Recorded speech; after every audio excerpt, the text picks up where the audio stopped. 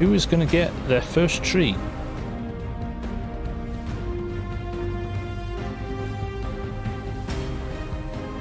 Truck a little bit closer as well. Oh, but we've had a terrible accident here. Got a loader on its side.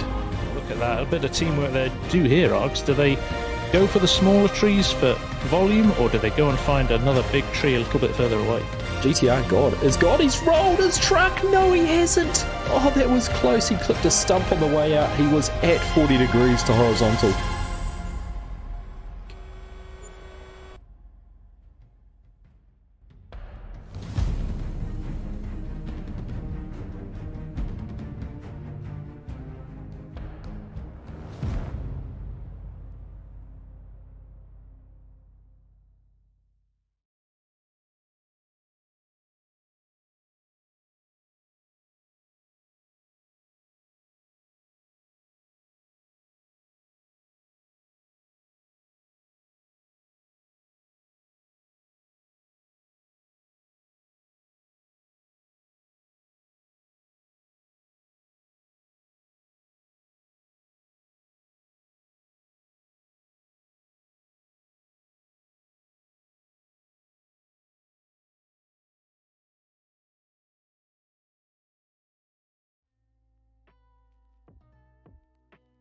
Right, good morning. Can everyone hear me?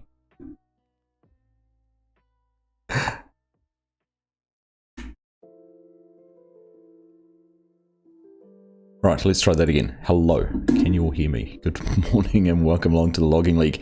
I was chatting and FSG could hear me, so hopefully he had me muted and didn't have that going through on his stream. But welcome along to round 4 of the Logging League, presented to you by THRUSTMASTER and in association with G-Portal Gaming. Nice to have you all here.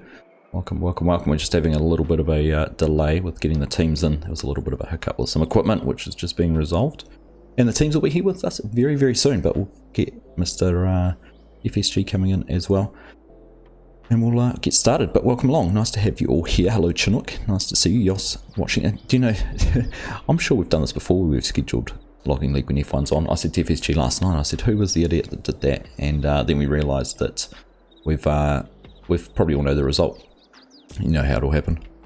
Hey, Brittle, how you doing? Martin, good to see you. Welcome along. Farmer Gaming, hello, and Mrs. Professor as well. Great to have you all here this morning. Kigarino, how you doing, mate? Where are you?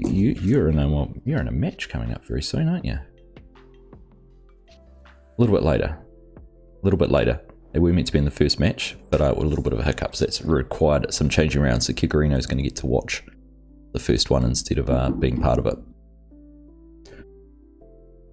Good to hear, man. Good to hear. It was funny, actually. I was thinking about Logging League. It feels like a long time since the last round, and I think that's exacerbated by the fact that between rounds 2 and 3 felt like very, very little time. It just sort of came around really, really fast. So there we go. Right, I'll just wait for Mr. FSG to be all good to go. I'm sure he will say hello to us in just a minute. In fact, what we might do, pop over to our screen, see what he's doing. Just sit here. He's sitting there in mute silence, obviously waiting for his intro and everything to keep finishing. You can watch some of the F1 qualifying for a bit. Keegs, there you go. That works out alright for you, doesn't it? Hey, Elsinore, how you doing? Nice to see you. Welcome along. So we've got 6 games, of course, 3 in the solos and 3 in the teams. I can hear Mr. FSG's talking. Let's go and jump. I am here. Bucks. G'day, how are you? I'm alright, how are you, mate? Good, thank you. Nice Good, thank you. Yes, it's good to be back. I was just saying to the guys here in chat that it feels like forever since the last round, but I think with Easter and everything in between, and we're sort of 6 days into May as well, whereas the last one was right at the start of April. It was, wasn't it? Yeah, it was a longer month. It was a five-week month, this one, so it's definitely felt a little bit longer. But nice to be back and raring to go. We've got a full house of teams ready to go tonight, so looking forward to it. Yes. So we're just having a little bit of a changeover with which team's going first. Just a little hiccup with some equipment, but once that's sorted and everyone's in here, we'll be all good. Right? Shall we just jump in and have a look at the teams for tonight, Args? Absolutely. 1v1s. Yep. Oh, that's the results. You don't want that one. No, you don't want that one either. Hang on. There we go. Too many options. Indeed. So solo players tonight: Motocross and BMX versus DJ Bob versus Sharp Farmer, and then we've got Tobias, Modern Logging, and Farming Alex. And then our third game will be Samu, Gaming with James, and Farming Alex again. So the premise of tonight is to try and get everybody on the equal number of games before we roll into the final 2 rounds, isn't it, Args? That's right. That's right. So we could have a look at the solo standings if you've got that. And just see where everyone sits. I do indeed. Solo standings currently are looking like this. Bargon up front there, having played 4 rounds. So only Bargon and Gaming with James have played 4 rounds. So that's the reason you'll not see Bargon tonight. But Bargon leading, but it's tight. It's tight at the top. You know, a good run from any of the guys tonight, and they'll see them haul themselves up the rankings for sure. Yeah, absolutely. There's still a lot to play for over the next couple of rounds to get through to those finals, and we've come up with a little bit of a finals structure, which might seem a little convoluted to some, but does result in 9 players going through into some final rounds, and see how things pan out from there. And if we take a look over at the teams for tonight, FSG. Yes, sorry, I have no audio if I'm on those channels. I set it up wrong. So that's all good. We've got you. You read it out. I'll read it out and everyone can hear me. So looking at tonight's games, so that first one between Modern Logging and Power Team Esports, that's been swapped. So we're actually starting off with, no, we have corrected it. That is all up to date. So that is our first game, Modern Logging versus Power Team Esports. Farmer Hamish in the background doing some great work to get that slide all updated for us. And then the Pinnacle Loggers coming up against Pick a Pallet, and again, Pinnacle Loggers against the Logmeisters. So 4-3 very exciting matches there. I think there could be some very close run matches. Be interesting to see how things pan out. It will, yeah, no, definitely. And we've had a few rounds now, and the guys have, I know, been practicing in between, so they'll be on the game tonight, I think. Yes. We're getting to the pointy end of the season. We certainly are. So I think one thing just to discuss before we get started, after the last round there was a bit of commentary around the use of super strength in the final match with Bargon, and we actually brought that up in the highlights package. We've made a general ruling that there will be no intervention with super strength. So if you make a mistake, if you make an error, just as a Formula 1 driver going off into the gravel trap, you're out of the race. So, you need to be a little bit more cautious, a little bit more careful. If there's a justifiable reason, whether it's a server bug or something like that, then we'll consider it. But if it's an issue through your own devices, through your own making, then we won't be intervening at all. That's right. And we should probably say as well, there will be some giveaways of THRUSTMASTER joysticks before the end of the season as well, won't there, Args? Yeah, there will be. Something. We've got obviously prizes for the teams and the solos, but we have actually got a few extra sets that we'll think of a mechanic to make sure that you guys who have stuck with us and supported us through the season can join and see if you can win yourself a set of joysticks. Yeah, 100%. It's very exciting. Looking forward to being able to give you those opportunities. Yeah. Right, Args, it looks like the teams are ready. I'm going to jump into game now, and we are just about ready to go here, aren't we? It does look that way. So I'm starting up here. I've moved up to the sell point with the trucks, and we've got Oblix from Power Team Esports up against Farming Alex. So they look like they will be loading up the containers there onto the back of the trucks and running those down to the arena. And you must have everyone else back up with you. I do. They are ready on their blocks, ready to go. So I think we're just waiting for Hamish to give us the nod. Of course, we've got the timer in the top corner of the screen there for you guys watching, so you can see as soon as the game starts as well. Absolutely. So it'll be interesting. We didn't get the train interfering until the very, very last match last time. So it'll be interesting to see how we get on today, whether the train, whether the rail schedule is a little bit different and could cause some hiccups. Time will tell. Yes, indeed. Something to watch out for, though. It's always an exciting part of this. Indeed. And Scooter's just said in my chat, and I echo it as well. I'm sure you do as well, Args. Massive thanks to Hamish, and also I think Mark Haythornthwaite's been dabbling in the background as well, helping us over the last few weeks to get things ready again. Yes, I do certainly echo that. But we're off and underway, and I've got the two guys into the trucks, side by side, and moving out of the space. It's actually quite tight for them to get out here. It's a little bit of a challenge, but they're up and going. And down here, Args, we've got Samu and Valo both in the harvesters. Samu got an early head start, but they're pretty close to each other in terms of pegging at the moment. It's going to take a while to... Well, Valo's just got his first tree down, and he is out and pulling it onto the platform already. Samu not far behind. All right, well, we've just had a very interesting little interaction down here. Oblix parked his truck in a way that didn't really leave Farming Alex anywhere to park his for the container, so he's just pulled right in front of Oblix on the wheel loader, blocked him off, forced him to reverse, and now they're sort of battling over the space. It's actually very, very confined down here today. Oh, sounds competitive. It is. There's a little bit of competition going on there, but Oblix has not been distracted by that. He's manoeuvred his wheel loader. He's got his container on perfectly. And it looks like he will take an early lead on the way down to the arena. Well, we've got first tree down and cut here. El Pepito is just trying to pick those logs up as Valo's coming down with the second tree.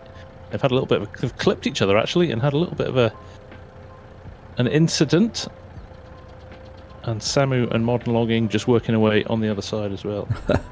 Well, things are turning from bad to worse down here from Farming Alex. I'm not sure what he's trying to do with his truck. His manoeuvring and positioning of where he's trying to get his container is interesting. But Oblix equally went and left his wheel loader parked right behind Farming Alex's truck. But he's just used his wheel loader to manipulate the trailer a little bit and get things pivoted around. But certainly, there's some fire in the competition down here today. They're starting angry. Well, down here, Power Team Esports have got a little bit of a messy pile going on, and they've left their the tops of their trees in there, whereas Modern Logging's been very careful about sorting those tops of the trees out, which can have an impact on your score, can't it? It can. Honestly, FSG, you won't believe what's happening down here, but Farming Alex has just flipped his wheel loader over about a 180 degree, and now he's having to move his truck. The container's sitting across it in the yankiest angle I think I've ever seen, but he's strapped it on. He looks like he might be going for it with this, which could actually be an interesting tactic. No? Okay. No, he has. He's unstrapped it, and now he looks like he's having another go at getting this container loaded up, so not all going to plan for them. It's interesting with this round, actually, isn't it? Because it's not a huge priority to have the trucks down here straight away, but obviously the longer you take, at some point you're going to have an issue. That's right. Farming Alex is going to have an issue because he's putting his container on with the door around the wrong way now, not facing to the back. I'm not sure if he's going to correct that or not. Wow. So Modern Logging have definitely got the neater pile of logs here. We're having a few issues. The Power Team Esports guys are having a few issues. All their logs are in the way of Valo coming back down the hill. So every time he gets a neat El Pepito gets a neat pile, Valo reverses into it. So, but they're making good progress in terms of quantity of trees though.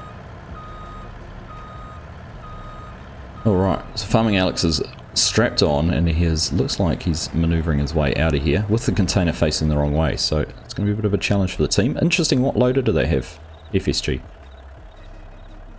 They have got the front grab, the standard front grab. Right. So Obelix has got the standard front grab. Modern Logging is using the grapple on the Volvo excavator. Right, so that could actually work out all right for these guys. While the door on the container is the wrong way, at least with that Volvo excavator and the grapple, they might be able to swing it in a little bit easier than if it was with the wheel loader. But I'm following Farming Alex down. Oblix must be pretty much down there already. Can't be too far away. He is there, and El Pepito has already started to load him up. So, right. Yeah, a little bit of a first mover advantage being down here and getting loaded already. Right, there's a couple of calls. Modern logging is incredibly organised here, I have to say. All right, well, it'll be interesting to see what happens here. And a couple of calls in chat for some penalties and professional fouls going on there, so that could require a little bit of a post-match review around that. I think both players could be deemed to be responsible for some incidents, but Farming Alex is actually stuck on the train tracks. Seems to be having some issues with the low loader and getting across the rails here. Oh, he's freed himself. Freed himself without getting caught on the train. Yes. I think you're right, though, Args. There's a code of conduct, isn't there, that you really shouldn't be blocking or getting in the way of other players. Sometimes it happens by accident, but yeah, actively blocking other players isn't really allowed. No, and it's an interesting thing actually, because without knowing what field of view and perspective people are playing at, you can actually do something without realising you've done it. You're really zoomed in the cab or anything like that, and just reacting to it. That's right. I have to say, modern logging is ready to go as soon as Farming Alex gets down here. He's going to be loading his container incredibly quickly, I think. All right. I wonder if he's just suffering a little bit of lag or not as well. He's just sort of struggled a little bit around a couple of corners, but he's not too far away. And like I said before, this is the one course with the distance the trucks have to travel. This is the one course where it is possible to catch up because your team can be all ready to start loading. That's right. El Pepito is... they're not loading particularly quickly, actually, at the moment. They're taking a bit of time to get organised, but slowly but surely. They're 2 layers in now, so they definitely have a little bit of a head start.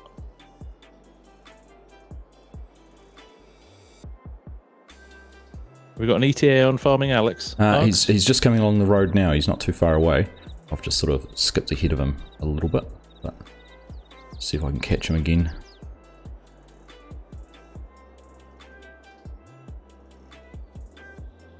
I've actually completely lost him in the trees. No, he's still down. He must have got caught on a tree proper. I kind of left him moving along thinking he'd be there very soon, but he's coming past the THRUSTMASTER Logging League sign down at the main spawn point, and he will be there momentarily. Okay, right.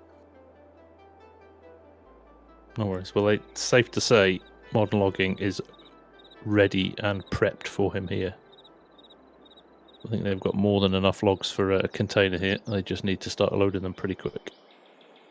Power Team Esports guys are well over half full now as well. So although El Pepito's nearly flipped his own trailer there, but he's got away with it. It's an interesting thought here, FSG, something we haven't really discussed. Every player sort of has a role and something to do. But if one of the players was having an issue with the connection or anything, there's nothing actually really stopping Samu or Modern Logging, in this instance, jumping in and taking the truck down to the sell point, really, is there?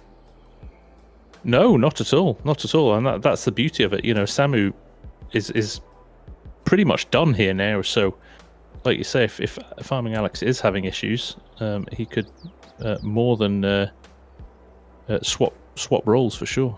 Farming Alex is kind of picking his way through...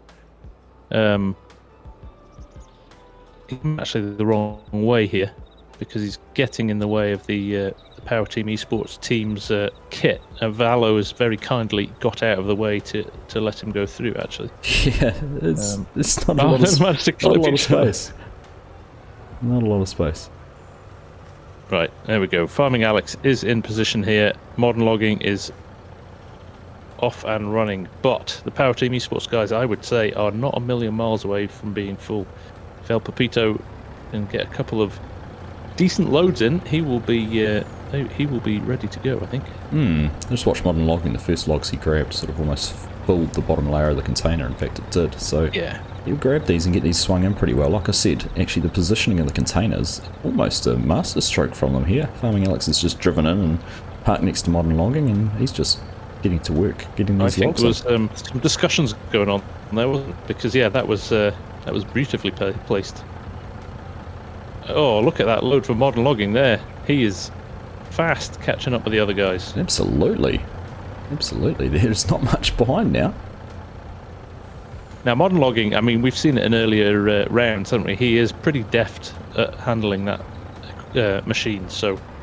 Absolutely. I would say then, not far off neck and neck now. No, and he's just picking 2 or 3 logs up at a time, swinging them in. There's no know where he has to go. Yeah. He's just going straight in. He doesn't have to maneuver and angle, twist anything to get around there. That's the first time just there that he's had to move the excavator just to get a little bit closer, but still with the reach on that arm, he is going to be close enough to throw these logs in. Like even in that instance, instead of mucking around trying to pick up a second or third log, he's just safe picking up that single one and getting it in there. And look, I reckon it is pretty much neck and neck as I look across these two containers to see who's got what in it. Yeah. Look at this load here. This is going to get them. This is going to get them the full container, no question. No question. If you can get these two in here, I think he did drop that one, but it's close enough that he can. Yeah, they're done. They're done. Farming Alex is reversing. Wow, they are heading out of here.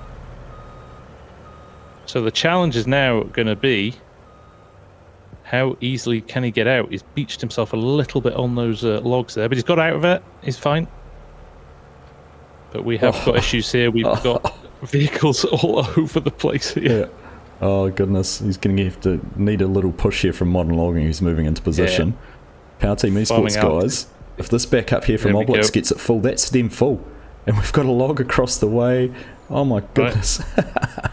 Alex is moving things out of the way, but yes, they're full as well. This is going to be a close one. This is going to be a close one. Well, we're lucky we've got Easy Dev on tonight, Arg, so we can keep up with them.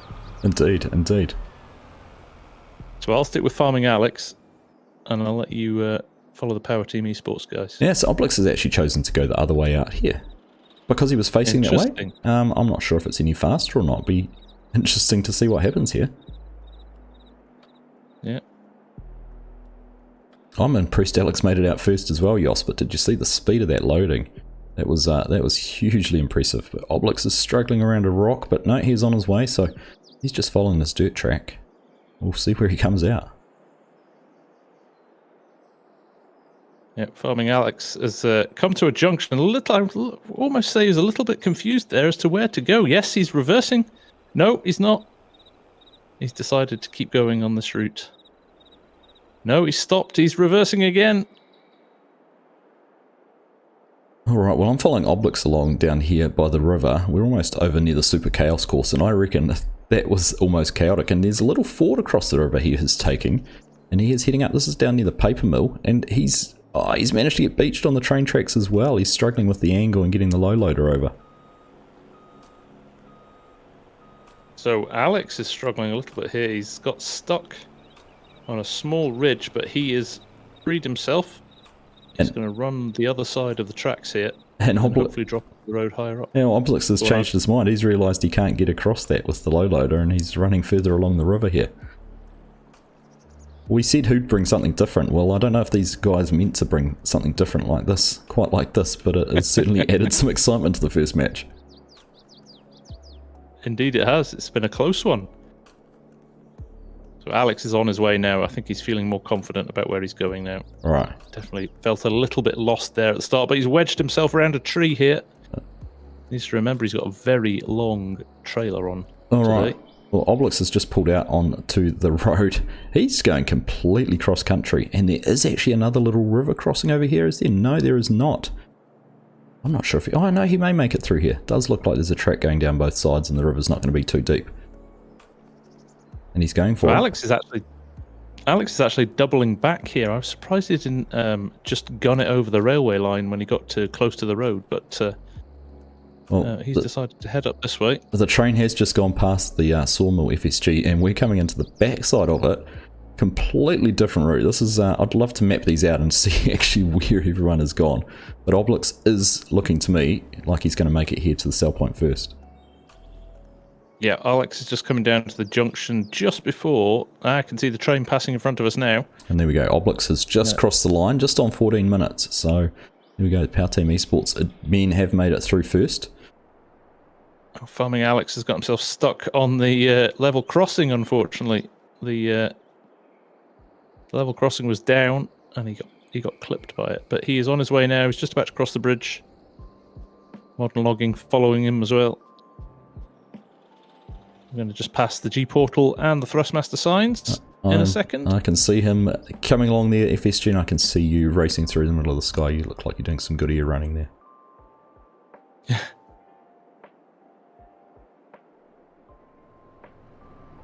Well, we haven't quite finished. Farming Alex. Oh, he's thrown straight into the van. I do wonder if Alex has maybe got a little bit of lag or something.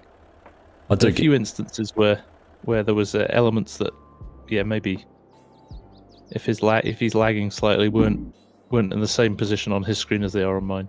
Absolutely, I get the very, very much the same feeling. And he's cleared the crossing though, which is the important part, and he's coming across to get things sold. And there we go, 15:22. The clock stops at. So just over a minute longer than the Power Team Esports guys. So we're going to need a penalty of about $1,400 between the sale values for modern logging to come out on victorious there. But first match done and dusted, and it certainly didn't disappoint. It did not. That was a close one. That from a quite a big head start there. I think modern logging was the difference there in bringing them back into the game, really. 100%. I thought modern logging were completely out of it there with the issues Alex had getting his container loaded up, but some very, very swift loading there, and really they probably actually pretty disappointed they lost that in the end, because they suddenly caught back up and they were the first to leave the arena, and even considering where Oblix drove to get down here, I thought he'd butchered it from a winning position as well. So it was anyone's game right up to the last minute. Yes, indeed. Yes, indeed. So we'll just wait for the scores to come in here, and we'll see who came out victorious there. So we'll get the nod from Hamish. We are good to go. So let's just click over our first 1v1 result.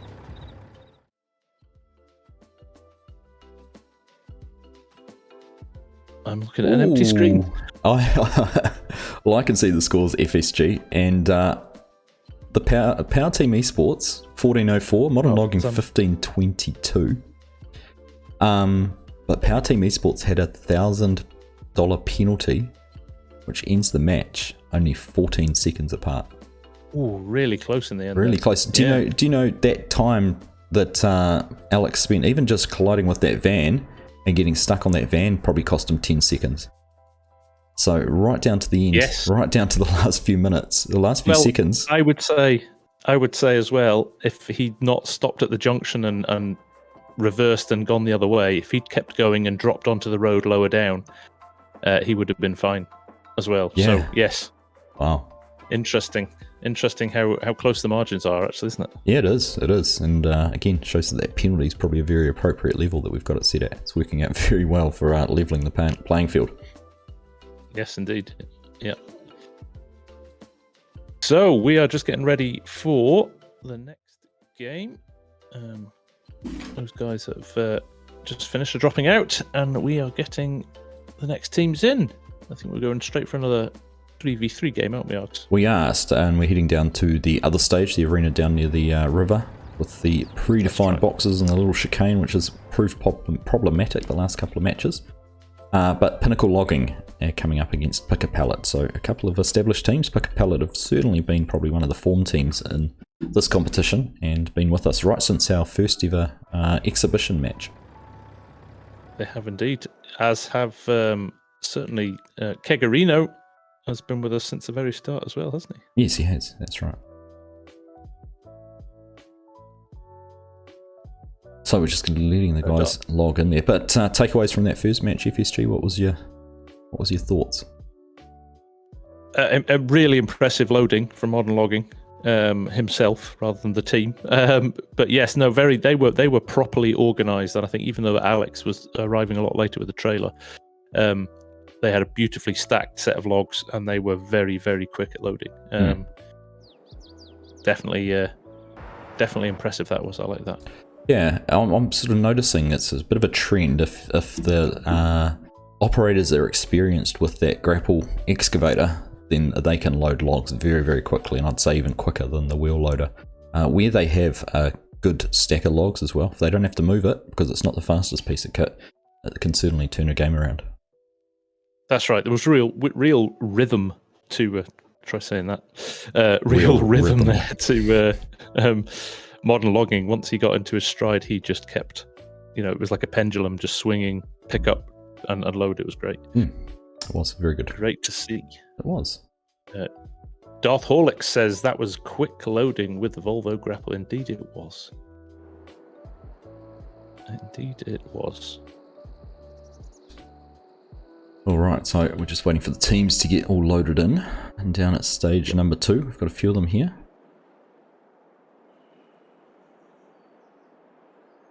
So maybe worth just having a little scout around this course, because although it looks easy or simple from the outset, it is in fact quite a challenge, because the trailers that you've got available to you are long, and the chicane you have to get into at the start is very tight. You can do it; it is possible, but you've got to be inch perfect with your driving to get it in there. And we've seen that a lot on other rounds, haven't we, Args? That can cause a few issues. Absolutely, yeah. The chicane certainly has been the toughest part for the truck drivers to negotiate, navigate around. Interesting looking at the selections of equipment here as well. We've got the team on the left. Looks like that might be our picker pallet guys. They've got the 2 Volvo excavators, and they're a bit slower to get in. So the Pinnacle logging guys, if they're using the Komatsu, certainly have an advantage there. Yeah, looks like we're having a little bit of an equipment change here as well, Args. With Farmer Hamish bringing the high lift in. I did notice it. Here. Yeah, I saw the wheel loader disappearing. I was wondering what was happening, but last minute equipment change there. You know my views on the high lift? No, tell us about it. I would say it's my favourite piece of equipment. All right, good to know. And I can't understand why people use the front loader when the high lift's available to them, because it can carry more, you can rotate the head of it, all of those things. Right. You don't work for Volvo, do you? You sound like a salesman. Not yet. Not yet. Not yet. Keep going like that and you'll get there. We'll get you there. That's right. That's right. Right.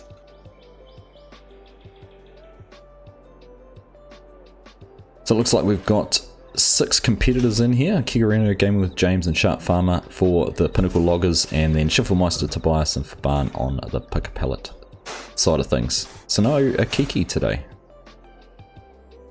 Yes, interesting. Yep, they're using their reserve for the first time, which is nice to see. At full roster, using their full roster, which is good. Does set them up if someone's not available, that they can make those changes, and they've certainly come in. But look at the guys, look at the uniforms. Can we just take a minute of appreciation for the coordination here by both teams? The professionalism is off the charts, it really is. Absolutely.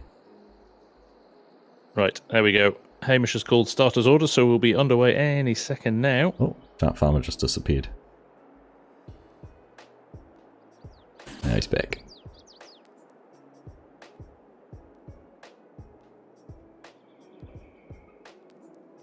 Well, we're in Hamish's hands, waiting for the go. Raring to go here. Everyone is sort of jumping around all over the place.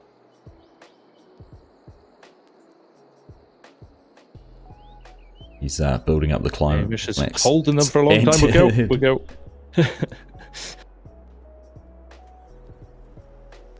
Alright, so we've got our Schiffelmeister heading over to the truck. I was pretty impressed with how he manoeuvred this in last time. He's pretty adept here with this, so it'll be interesting to see how he goes. And who's overdoing on the other side? Sharp Farmer for the other guys. Yeah, that's right. Now, Kegarino is in their harvester, and the wheeled one, that Komatsu, is a lot quicker through the chicane than the tracked Volvos, so he will get in and start cutting very early. But Faban is doing a good job here. They're not going to be a million miles behind them. They really aren't. No, you can certainly catch up pretty quick. Now, I'm just looking at what Sharp Farmer's doing with the truck. I thought he was meant to be loading it in position, but he looks to be trying to maneuver it out and lift it over. Might need Hamish just to clarify whether what he's doing is legitimate, but he's so close to flipping his loader there. But he's jumping back in the truck. He must be going to back that into position. It's worked it out. So Kegarino's first tree has been felled already. Gaming with James sitting, waiting for the high lift to start piling things up. Faban just going in for his first tree now. Alright, well, Schiffelmeister's got their container on the back of the low loader, so he's certainly getting the first early advantage there. Sharp Farmer sort of caught himself out a little bit. He got his truck partly manoeuvred, then went to the container, then he's jumped back in his truck, and he's now got that in a spot where he can move the container and get it put down on the back, so he's not going to be too far behind.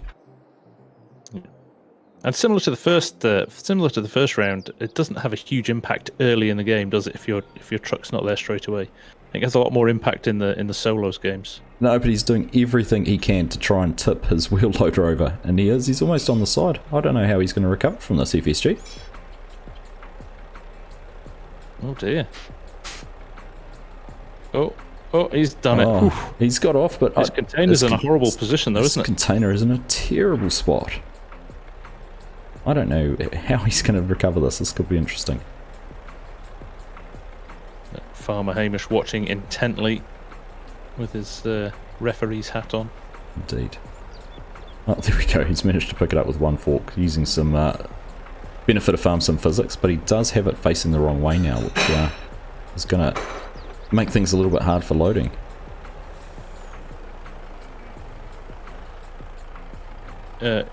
Uhis, we are here with, this is Pick a Pallet on this side here, and over here we have the Logmeisters.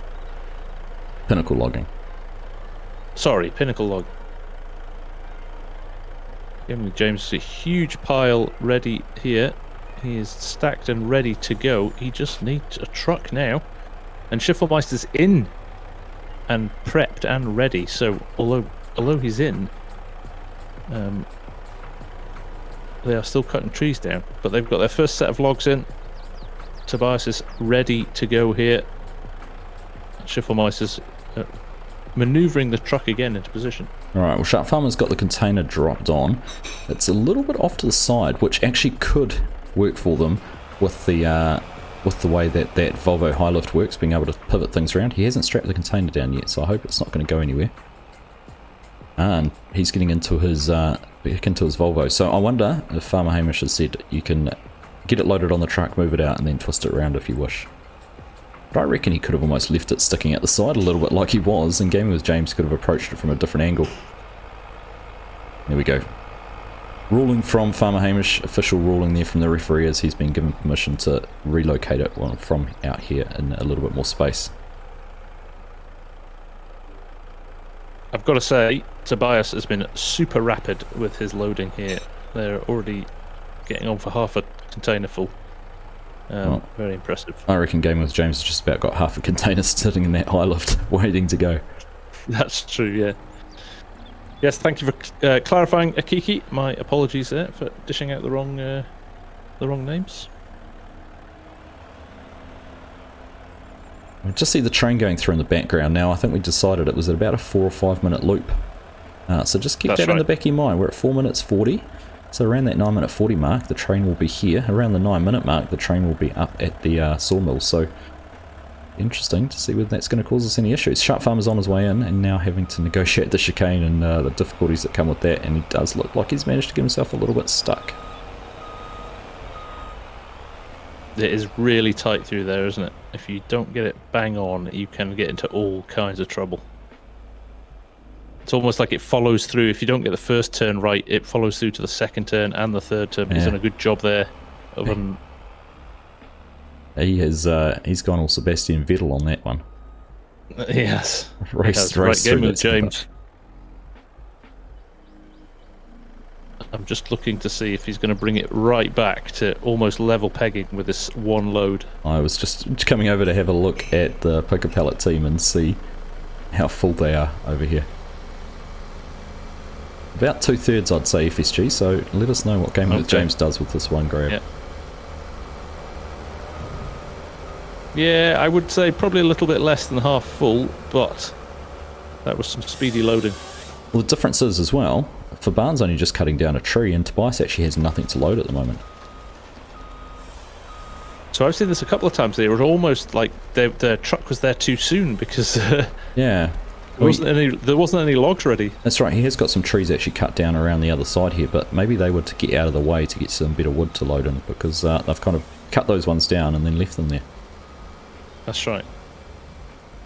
Again, I'm seeing some really slick loading by Tobias here. Although they're getting a little bit confused here. They're reversing. Schiffelmeister's reversing as Tobias is trying to load it in. It's thrown them a little bit. Big shout out for Yanar in my chat for the 10 gifted memberships. Thank you, Jan. That's nice. Very generous of you. Nice work.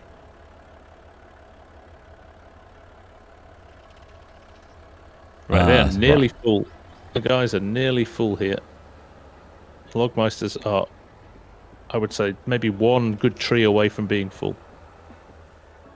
And they head back over to the Pinnacle guys and see what's happening here.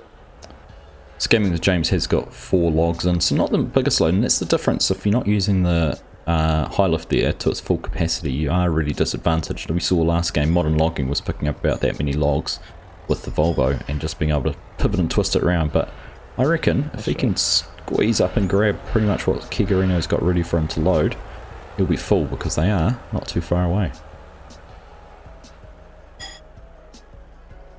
Now the other thing to say, FSG, is these guys have been the team that probably spent the most time practicing. They've shared screenshots in Discord of their work. They've recreated a lot of the course to be able to do it and practice as accurately as they can. So they've really put some time and effort into things.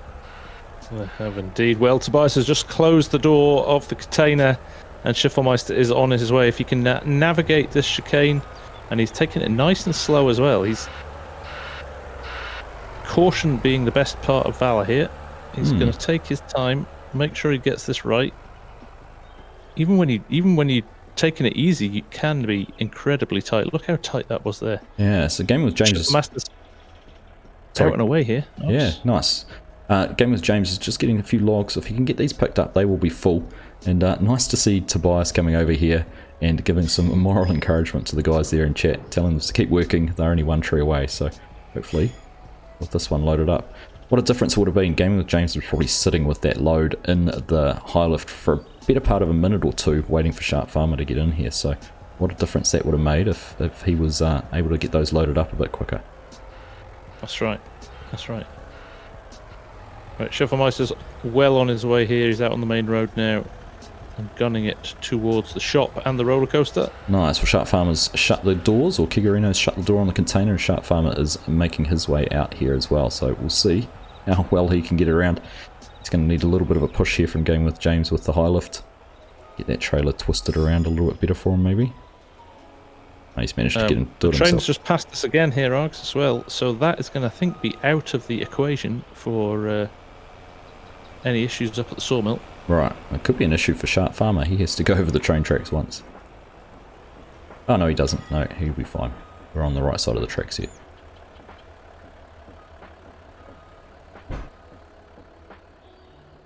Alright, Schiffelmeister crossing the first bridge, heading up to the gas station, and the logo's at the side of the road, and he is flying.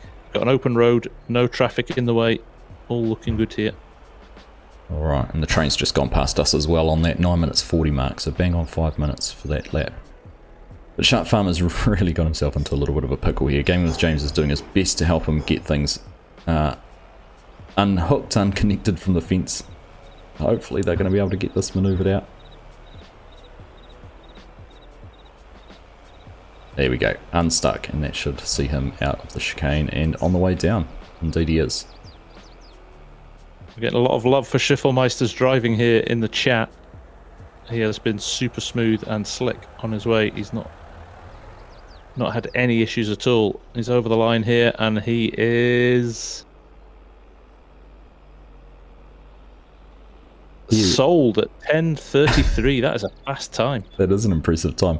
It was quite anticlimactic. I thought something was happening. I thought there was going to be an issue down there, but Sharp Farmer's coming down. He is at the roller coaster.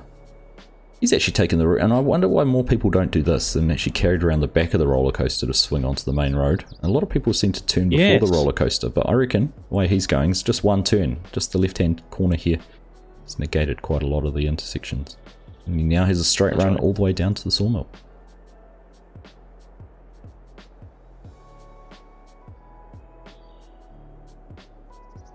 Very impressive driving though from Schiffelmeister there. Very impressive.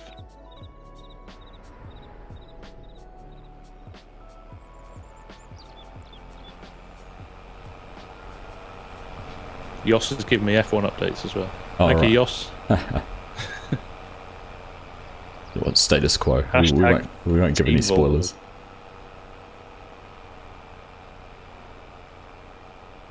All right. So we're just. What do you mean? You can predict the F1 before it's even started today. These days.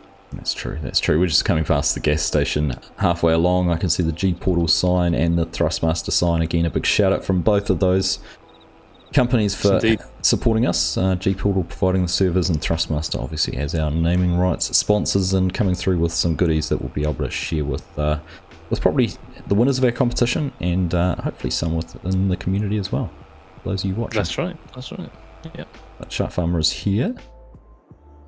Here he is. He's going to sweep in here. Interesting, both of them have taken the top road. Most of the time we see them taking that middle one in between the two piles of logs, but both of them always jackknifed it on the way in. Poor Shark Farmer's he's not had the best of runs tonight with that truck, has he? It's been a tough one. No, but there we go, stopping the clock at 12.5 minutes. Right. So we're looking almost 2 minutes difference between the guys. So let's see if there's any penalties on the log front, and take that from there. Dare I say at FSG that 2 minutes is probably the time that was spent faffing around with the container at the start. Yes, I think you're probably right. And here comes the train. There we go. So there we go. Again, wonder if there's any ping issues there as well, any connection issues. Could be. It's a real consideration for everyone to have. It's an admirable time. The 12.5 minutes on that course is still a very good time. It is. They should not be embarrassed. Tobias has just said he's going to the Volvo factory on Monday. Yes, I see that. He's looking for sponsorship after that run, I think. Well, next, keep an eye out. Logging League Round 5. We might have Team Volvo. And that'd be nice to see. That's right. So we are just waiting on the scores coming in. They are already there. So let's take a look at the result here. Team scores. Logmeisters. Exactly the same. So they both had full containers. So no penalties. So we are as we were on the road. So pretty much 2 minutes exactly. Yeah, difference. 2 minutes exactly. I was just going to comment on that. So very good effort, well won match there by Logmeisters, and very valiant effort by Pinnacle Logging. Just a few issues that they'll look to iron out for their next match. That's right. And of course we do see them coming up a little bit later. They do have another one, so they'll reflect on that result and figure out what they can do to improve on the next one. I think they might be on the same stage again too, so chance to make an amendment. Indeed, they've got time to redeem themselves in their second game, haven't they? So that should be good, right? Absolutely. We are going to head down now to our first solos game. We are. Tab our way down there and find out who we're playing, who's doing what. So Shark Farmer's here already and waiting. He is super keen. He is. Super keen. So we're just waiting for the other guys to join in. Good to go. So having a look at our list, we have got Shark Farmer, like you said, FSG, Motocross and BMX, and DJ Bob will be joining him for this match. So we'll be looking to see how things go, what DJ Bob learnt from his first experience in Logging League last round, and see if Motocross and BMX and Shark Farmer can progress a little bit further from where they have been. Indeed, yes, indeed. You know, it's I always like the solos. I think there's a different sort of pace to them, isn't there? Yeah, there is. There's a little bit more strategy, I think, with how many trees do you cut down. I mean, obviously the teams, it's easy for the guy cutting the trees just to keep cutting, so you never sort of see an issue where they don't cut enough and have to jump back in. But for the solos, it's a real thing that we see too many times. Players don't cut down enough trees and they have to jump back after loading 3/4 of a container to get another tree, and it seems to just disrupt flow. That's right. If there was absolutely. I think we've seen that a couple of times, haven't we? That if you don't get it right, it can really hamper you from a score perspective. Absolutely. So we'll see if these teams have learnt from that at all. If they can come in and make sure they cut down enough trees. I think just the effort to go and cut down one more tree, even if it's lying down somewhere that's not convenient to get to have it pre-cut, you're just taking your loader over to pick it up, is a lot different to jumping in and out and having to fiddle around with equipment. But we'll see what happens. Just want to say thank you to Chinook for the 5 gifted memberships in the channel as well. Appreciate it, mate. Nice one, Chinook. Now I think Hamish has gone to round up our other competitors who may have not been in the right place.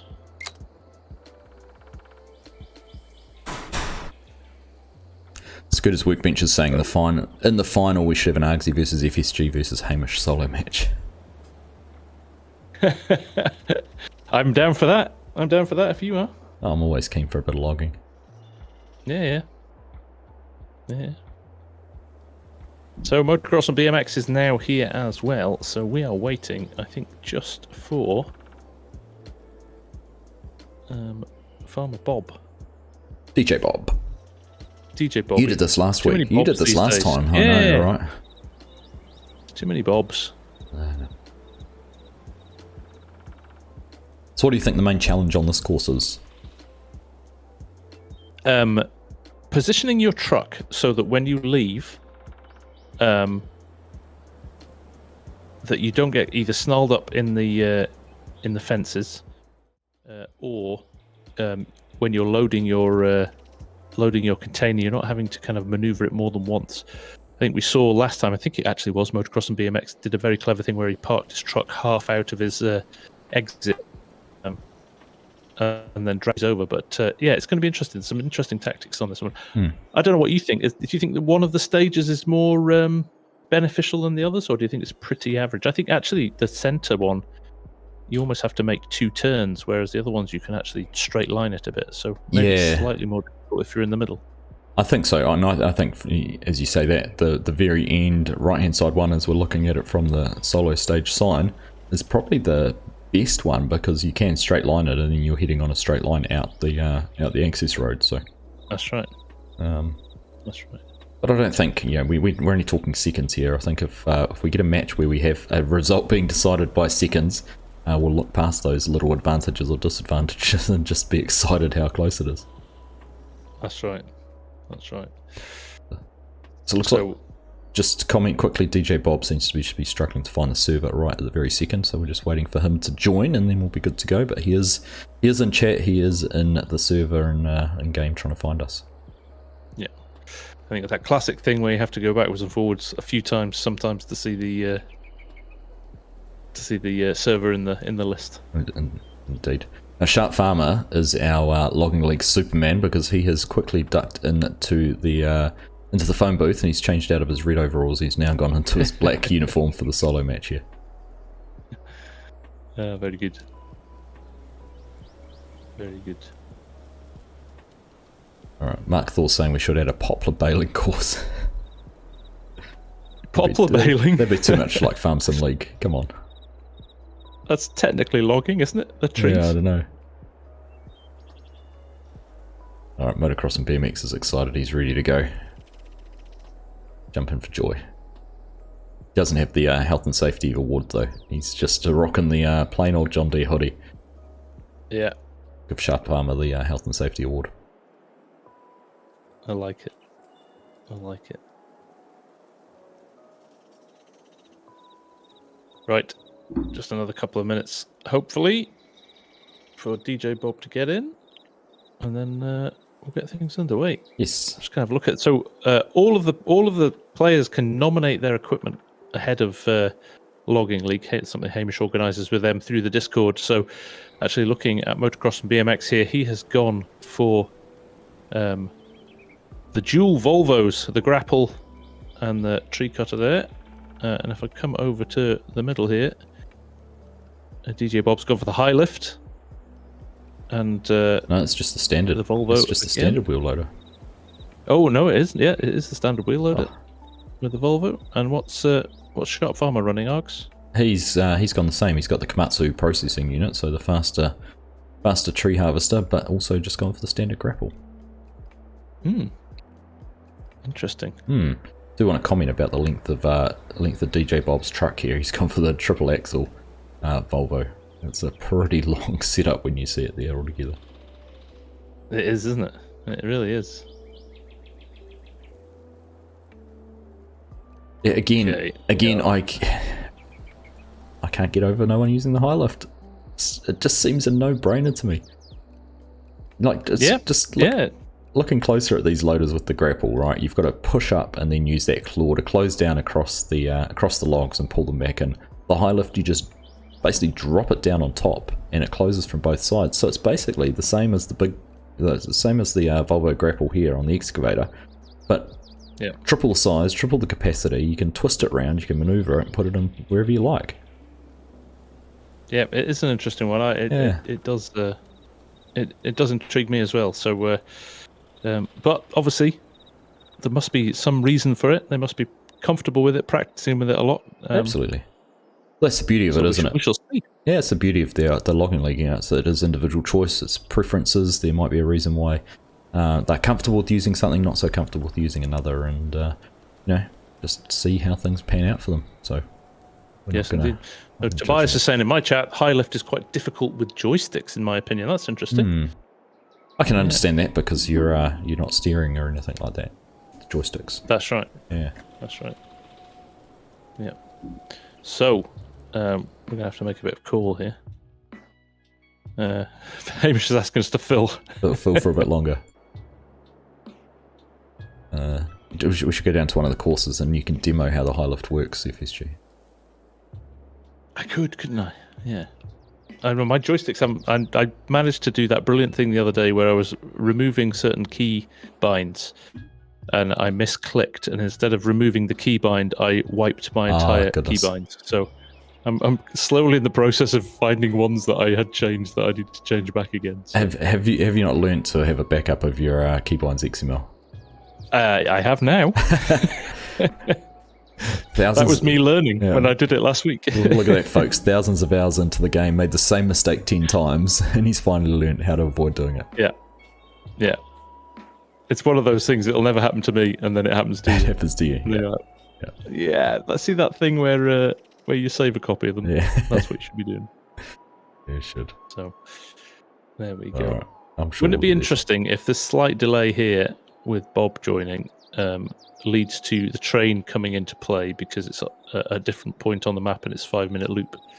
Well, isn't that the beauty? Whereas because it started a few minutes ago. We'll never know. We'll never know. Exactly. Again, I've got to say a big shout out to Hamish. These courses look fantastic, don't they? They do. So well organised. And I know he did a ton of testing on them with a few of the other guys to make sure that they were playable. So, became a little bit of a pet project for him, didn't it? Indeed. Just taking a little bit of time to enjoy the scenery here in Silverrun Forest. Are you not excited to see what Giants come up with next with the map after seeing what they did with this one? You know, another year of development, another year of working on new techniques and new methods for building maps. I don't know if anyone's been watching what Ola Holder from Renabu, creator of Renabu, has been doing with map making with Houdini, but watching the things he is doing with maps and how he is getting that to work, I think phenomenally clever. It's impressive. So if a modder can do that on his own, what a team of developers can do as well, we'll look forward to seeing, because there's some real potential for the game. Oh, there really is. I think it's a kind of really good time for FS at the moment. Lots and lots of kind of quite big advances going on in the background. I think, partly because the game has been so successful, they've actually invested that in additional staff and more developers and expanded their team so that they can do more. Absolutely. I think sometimes they get a bit of criticism for, how can modders do something and FarmSim can't, but it's about where they put their resources to make sure they get a game out on time. So, You know what I feel like right now? Looking forward to see what they come up with. You know that time in between, like the in between F1 and qualifying, between Quali 2 and Quali 3, and they have the cityscape shots and crowd shots and all that sort of thing. I feel like I'm doing that right now. Just flying around, just panning around the map, flying over the lakes, pivoting around a fire watchtower, just enjoying the scenery. You can be my. There's the train again. So it's done its loop. You can be my Ted Kravitz, who just fills with useless facts. Yes, just blithering along in the background. The Kravitz to my Croft. That's right. That's right. Yeah, you need a few punchlines, a few catchphrases. Witty one-liners. Yeah. Watch out if it takes any minute. If we're going for any longer, are we asking for your list of dad jokes? Oh yeah, I wasn't prepared, was I? No. Yeah. And you start thinking. Actually, I'll let you think for later on, for when we were recording Hunter, Indiana. All right. I'll try and remember one. Yeah. Interesting fact there, Strody. Actually, that's a very good comment. You feel the great maps are only just starting to come out too early for them to be thinking of a new game. And I reckon that's a valid comment, actually, because you think Court Farms, what Oxy's been doing with that and how amazing that looks, and what we're over 2 years into the game's development cycle. I almost feel the same, that let's let these guys push the boundaries a little bit more, maybe free up some assets and allow them to use some of the beautiful stuff Giants have done as well, and really see if the game carried on going for another couple of years before the next version was released, what they could do, because I kind of feel like some of the maps that were done at the end of 19 sort of lost their impact, or guys like Ola, who sort of developed Renaboo for 19 and then brought it back for 22, and I had to go back and rework a whole lot of stuff. Probably for the best, but there's some opportunity there. That's right. Yeah, no, it's exciting, and I know we had a bit of a debacle the last week with a certain map, which I won't mention, but doesn't need to be. It showed, there's no question that it was a very, very good looking map. So it just shows what's potential in the future. Well, look, and when they're allowed to use those assets. Yeah, for sure. And I've seen some stuff being done. I know Itzy who made Terra Farm. He's working on a mod for buildings, being able to construct buildings. Yeah, so you deliver planks or pallets or materials to a construction site, and the house will be built. So similar to what we've seen done here with the roller coaster. Yep. So, and that's not using anything that isn't available to modders to use now. Anyhow, we've just had the update there from Farmer Hamish. DJ Bob cannot get onto the server, so he has chosen to forfeit this round, which is a little bit unfortunate. I was looking forward to seeing him back again this week and seeing how he'd developed from his first entry last round. So a little bit of a shame. It looks like we're going to be having a two-horse race here. Sharp Farmer heads up against Motocross and BMX. Indeed, that's a shame. But we have got a 1v1 ready to go. We do, unless Farmer Hamish wants to jump in and be the third player. Unofficial entry. So we'll leave it in Farmer Hamish's starters orders and we'll get this one underway so we can keep things moving. There we go. Yep, there we go. The Sharp Farmer heads up against Motocross and BMX. This is going to be interesting because they're actually at opposite ends of the arena, so it's a bit hard for them to look over the fence and react, because I think we've seen on some of the solo matches, players react. If they see someone leaving, they're kind of like, oh, I need to go. And they might go with a slightly less container, or and that can actually allow the third person who actually stays and gets their container loaded actually the opportunity to get second. So we're going to miss that, but we're off and going. Sharp Farmer's on the way over to his unit to get started, and I'm sure Motocross and BMX is doing the same. He is indeed. Yep, he's straight into his vehicle and he is off. Unfolded it and heading for his first tree. The Sharp Farmer did something. He's done the same which he did with the teams match earlier. He's gone and opened the container first. So he's actually mindful of the fact that it's 10 seconds. If he'd positioned his truck, then went and opened the container and then jumped into his wheel loader, it's sort of 10 seconds, but he was running past the container anyhow and he got it open. So, if it comes down to the mere seconds in a match, that's the little decisions like that which could make a difference. Yes, indeed. Now, Motocross and BMX has arrived at his first tree. Now, extended his the arm of his excavator, but it was at full reach and he couldn't get it close enough to the tree, so he's still too far away. He's going to have to re-maneuver his tracks to get clear. In fact, he's given up and he's gone for another tree. Oh, wow. He could not move closer with the tracks. He was side. He had his tracks sideways on, so Gotcha. Yeah, so he couldn't reach. He couldn't stretch far enough to get to the base of the tree. So, right, a little bit of a slow start there, but he's up and running now. First tree down and being chopped. Yep. Well, Sharp Farmer's just getting his second one done, and he's just about trying to tip himself over, but he's steadied the ship and he's now getting this one cut down to length.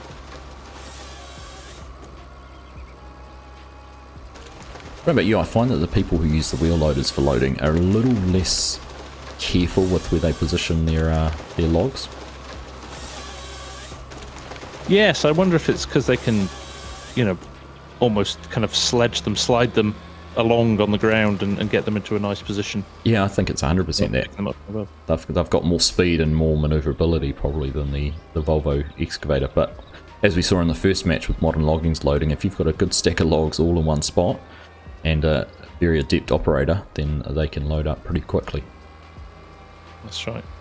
Right. Motocross and BMX has found his rhythm now. He is moving quite quickly.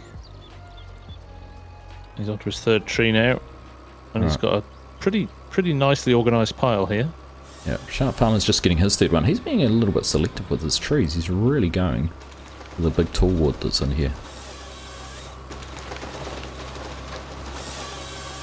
Right, this is the point now, isn't it, Args, where you've got to do a rough calculation as to how many trees is enough trees. I think we've counted it the last couple of times where we've seen Bargon really nail that figure, and he's gone for 6 trees, so it'll be interesting to see whether these guys do the same. So Sharp's got 3 down. He's still got 3 or 4 decent sized trees here in the corner where he's working, so he's got enough. It's just whether he decides to cut them all or not. Yeah. So Motocross and BMX has just cut his 4th tree down. That was a slightly smaller tree, but he's going back for his 5th. They're pretty level pegging, and one thing I am going to say, Sharp Farmer's boxing his truck in. He's going to find it hard with the length of that low loader to manoeuvre it into a spot to try and get things opened up, so it'll be interesting to see where he goes from here. Yes, and again, interesting from where Motocross and BMX is, he's started to pile on the other, so he's got one pile on his left and another pile on his right now. I'm wondering if he's going to actually drive the truck in between the 2 piles and then position his grapple at the back. I'm interested to see if he's got a plan here or it's just the way it's landed. Sharp Farm was listening to me. He's just got into his truck and he's moved it a little bit. And he's going for his loader. So he's cut down 4 trees and he's going to start getting them loaded up. Now, I don't know whether that's the decision because he thinks he's got enough. I don't think he does. Or whether he is just reacting to the fact he doesn't have enough space to carry on and needs to get some of these out of the way. Yeah, so Motocross and BMX has gone for another tree here. It's actually got it stuck on the redwood. So he's having a bit of a problem here, trying to get it off so he can start trimming it. Yeah, he's just going to go for it here, see what happens. But it's messed up his nice piles. Alright, well, Sharp Farmer's got 4 logs in the grapple. He's deliberately, I think, left them hanging out further on the left hand side, so as he approaches his container he's able to get sort of towards the back of it and twist that in a little bit. And is that going to go? Just about getting it all in there. It's a little collision there on the back of the container which he's struggling with. Right, Motocross and BMX has decided he has cut enough trees down. I think he probably has as well. So he's straight in the grapple. I think he's going to put this into position first before he manoeuvres his truck into place. Oh, Sharp Farmer was trying their backup technique. Oh, there we go. I've just noticed as well that Motocross and BMX opened the doors of his container as well when he started. So it's little things like that, I think, as the logging league continues, these little tactics, little benefits, little decisions, we're starting to see these shine through. People making those little things. It's sort of little 1%ers now, isn't it? As everyone gets more adept at this and understanding how the competition is working.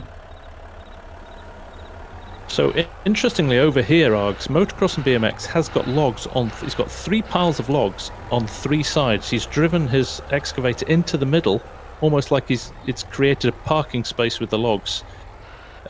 So he doesn't have to move at all when he's loading. This has been well thought out, actually. Yeah, actually, I've just come down after you said that to have a look. He does look very, very well considered with his loading and position of everything. Yeah. And I reckon looking at what he's cut, he's got the one at the trees. back here. Yeah, he has definitely got enough trees. The one at the back here was a bit of an unfortunate incident where it was stuck on the other tree, but he's made it work for him, definitely. So Sharp Farmer's almost half full. I think the logs he's got in the grapple at the moment will make him half full. Okay, Motocross and BMX has turned all his lights on as well to help him see a little bit better. Perhaps he's heard my comment about health and safety to start with and thought he'd up his game a little bit. Maybe.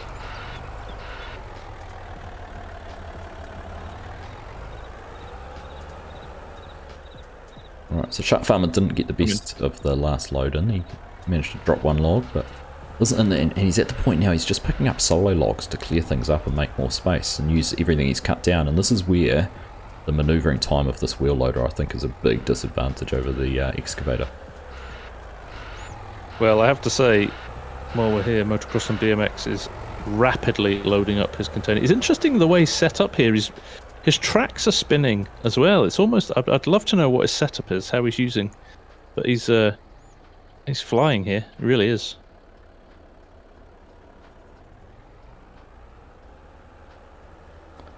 The Shark Farmer's really only got, after what he's got in his grapple now to put in, he's only got one more tree to pick up that he's got cut, and a couple of logs scattered around that he wasn't able to pick up properly.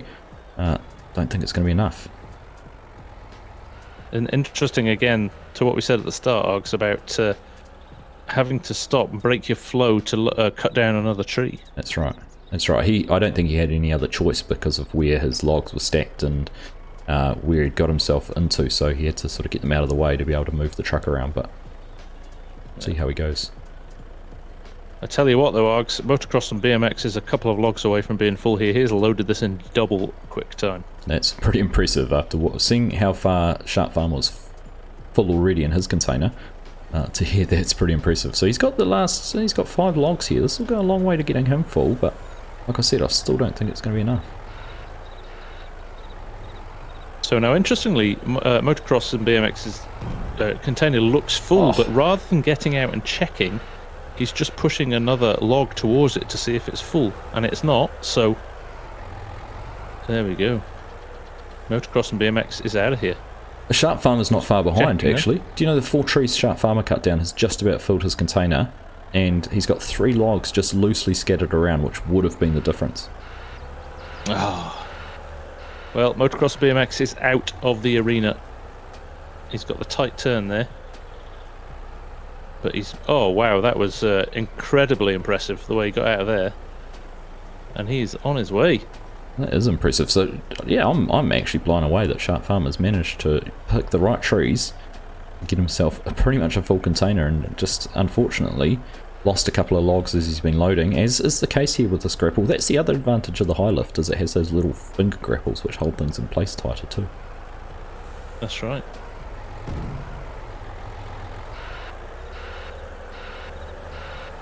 There's 2 logs. Motocross BMX across the bridge here. He's navigated the train tracks with no problems, and he's on his way. So I'm just looking at what Shark Farmer's doing. No, he is going to pick those ones up. Jumped out of his loader for a second. He's just trying to get these last 2 because it is all he needs. He just needs these 2.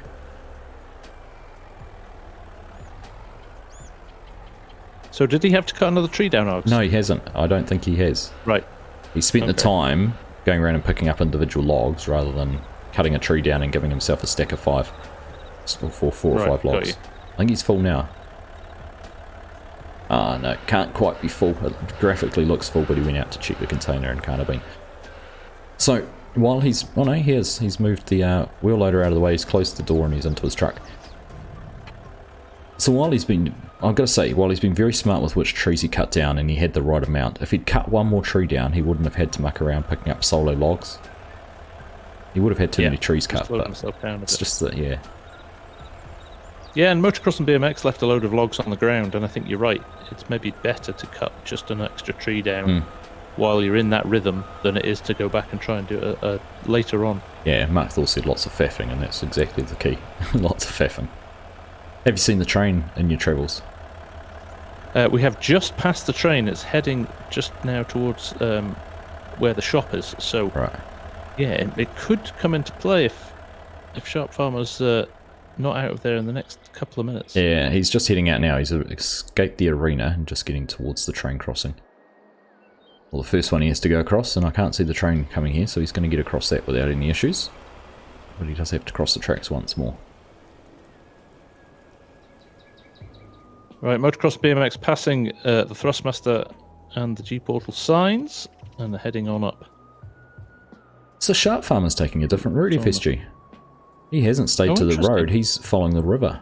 He's gone diagonally up the map, so I don't know where this is going to take us exactly. I'm not familiar enough with the map to know where this one will head, but Interesting to see if he's done some reconnaissance and found a potentially faster way to get here. Well, Motocross BMX over the crossing with no issues and over and sold. 11:52 or roundabouts. That's a good time for that map. You won't believe what Sharp Farmer is doing right now, FSG. He is over the axles, over the low loader. He is driving down the center of the river. What? And he's just popped up out of the side, and he drove probably for 200 or 300 meters down the river without any issues. I've never seen that. Wow. I can see him running along the side of the river there, yeah. Now he's just diving straight through. Oh no. What a tactic. The amphibian Volvo. So that, there's no way he's just chanced his arm with that. That's clearly something he's thought about, isn't it? This opens up new options for other teams. It really does. It really does. And look, there's an exit road here as well. Yeah, so this is the route that Oblix took. He came across this crossing here when we followed him up in the first match. But look at that. He had the ramps down. I wonder if that helps with flotation. Well, I think that would have pulled him back a good amount of time, right? It certainly has. Certainly has. Wow. Nice to see a little bit of creativity in the routes. Very good. Mark Thor's saying he think he took the wrong turn because he paused when he passed the left-hand turn, then took the next right into the river. Perhaps he was following He's I'm going to go with this. Yeah. His GPS machine said take your next turn left 100 meters. There we go, stopping the clock at 13 minutes and 40. Well, we haven't stopped the clock, but about 13 minutes 40. Very good. Nice to see Sharp Farmer. Very good. I like that. Sharp, yeah, it was sharp. That's sharp. He's called Sharp Farmer for a reason. That's what Farmer Sim's saying in the chat. Yeah, razor sharp with that route. Look at that. Well, we've said if it works in game, you can do it. I mean, if people are smart enough to try something like that, then we can't say it's not an option. That's right. That is right. Because that's a risk to take, right? Isn't it? Because you could flood your engine and have to reset your vehicle. So he must have known that it was not so deep that he wasn't going to have that issue. Yeah, certainly. So 100%. Yeah, very good. All right. Well, there we are, done and dusted on that one. So we'll just wait for the scores to come through from Hamish. Okay, we are good to go. So let's quickly go and have a look at the results. 1v1 results.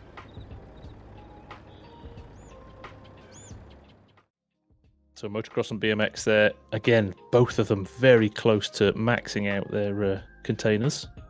So limited penalties. And it's gone with what we saw on the road there. So congratulations to Motocross and BMX. Great run. And Sharp Farmer, loving your creative route to the sawmill. Very good. Some innovation. It's good to see. It's good to see. The last one was the bargain backup. Are we going to call that the Sharp Farmer float? Yeah, something like that. We'll have to come up with a witty catch. Oh, very good. All right. Well, we're going to now jump out of servers and have a little bit of a switch over. We are. So yeah, we'll log out. I'm going to jump over to server 2 and get organised for the next round of games. So we've got one more team match to come, and 2 more solos. And the two solos are on the chaos courses, and we know what those can dish up. We love the chaos courses. The chaos courses are great. Just harks back to where Logging League started from, which was a whole lot of that sort of fun. Yeah.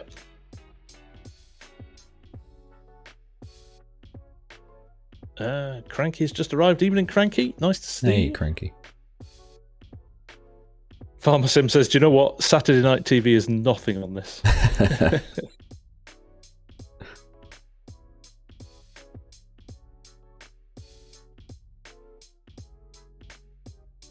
Right, we're just loading up at the moment. Hey, Green-Eyed Sims, welcome along.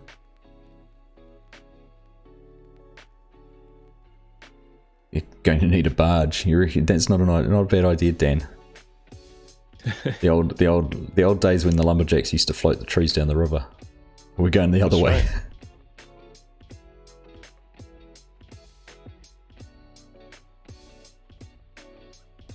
Just need a foghorn equipped.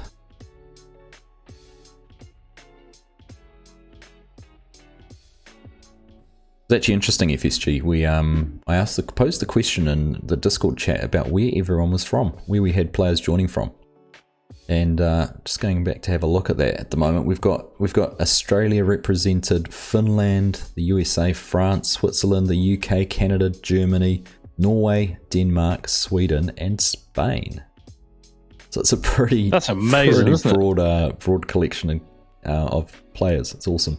That's fantastic. Yeah, so this is technically the World Championships. That's what you're saying. Well, technically, yeah, it covers pretty much the majority of continents. Indeed. And as it's the only competition running of its kind, then yeah, 100% is the World Championships. Yeah. Global tournament. That's right. We have to think about it in our PR chat when we're speaking to THRUSTMASTER, we'll have to say. Yeah. Right, well, we are just going to... globally renowned logging league tournament. So wait, can the winner of this call themselves the world champ? Technically, Tobias, they can. Technically, yes. Indeed. I mean, technically the winner of a sports competition in the US, just because it has World Series, calls themselves the world champions too, so it's... This is logging Olympics. Well, esports at the Olympics. Could logging league be the next one? Yes. Right. I'm going to check which course we're on. Well, we are heading to stage 2, so the same one that we were on for the teams last time, I believe. Just need to do my appropriate logging into admin and all of that. That was synced. Must remember to join the camera arm too.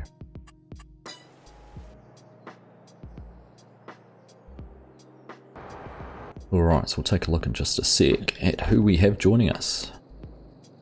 There's no equipment in that farm. Hamish, so we're obviously not at stage 2. Must be at stage 1. Stage 1, yeah.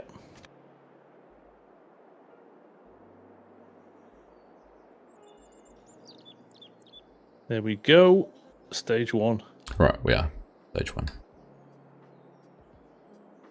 1. So, final team round of the evening, which will be the Pinnacle Loggers versus Pick a Pallet. So, Kegarino, Gaming with James, and Sharp Farmer, who've already had one run tonight against returning team Pick a Pallet, Akiki, Samu, Taru, and Muex. Right. Again, very, very accomplished team. They are. They've been with us for a long time and have always been a tough competition. So, interesting to see how we go. Indeed. So they're just getting organised, logging in, getting themselves into position, and we are good to go. We will be. I was just actually looking in the background. I can see Sharp Farmer's been into the phone booth, and Super Sharp Farmer has done his costume change again. So he's backing up. This is his third match in a row. That's right. Yeah, he's really working at this week. And those of you who weren't here at the start, one of the aims of tonight is to try and get everybody onto equal amounts of games as we move into the last 2 rounds. So you'll see certain players like Mr. Bargon, who has stamped his authority on it so far and is leading the solos. He is skipping tonight as he was ahead on games of everybody else. So we should have a better idea of who is winning by the end of this round.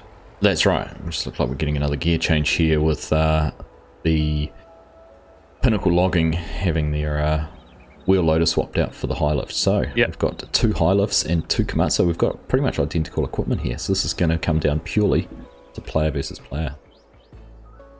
I love the fact that there's no equipment that, no, you could return that other one to the shop, but no, we'll just abandon it in the trees forevermore. I'm just it's gone, it's down there.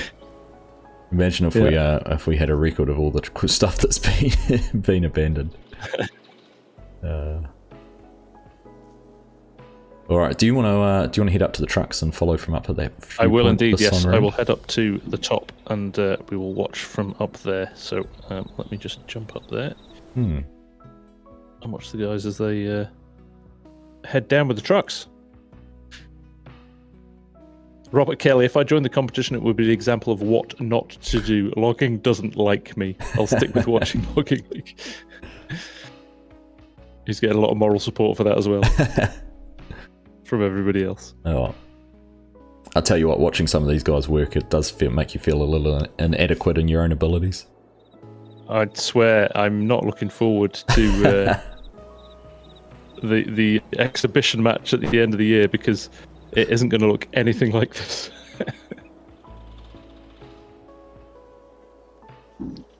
It's good fun. Good fun. So just the other thing that I'm just going to say as well, Astragon obviously not with us today. I've had a couple of months, couple of rounds off because they managed to get quite a few games in early on. And I know a couple of them have been going through a few things. I've had a bit of time in hospital and wishing them all the best in their recoveries. Hope they are all well, and we're looking forward to having them back for round 5. Well said, Ox. Well said. Also like to add, it's nothing to worry about from what I understand. It's sort of routine procedures and it was all planned, so don't think anything serious has happened to them. Yeah, routine. Make it sound good caveat. Right, Kegarino is ready up here with his truck. I think there's a little bit of, again, machinery change here. So alright. Well, Samu was standing on the head of a Kiki, so I think we're all good to go down here with Sharp Farmer and game with James as well. And we'll be off in just a moment. We'll be in Hamish's capable hands to get them started. Let's do it. Starters orders. Phew.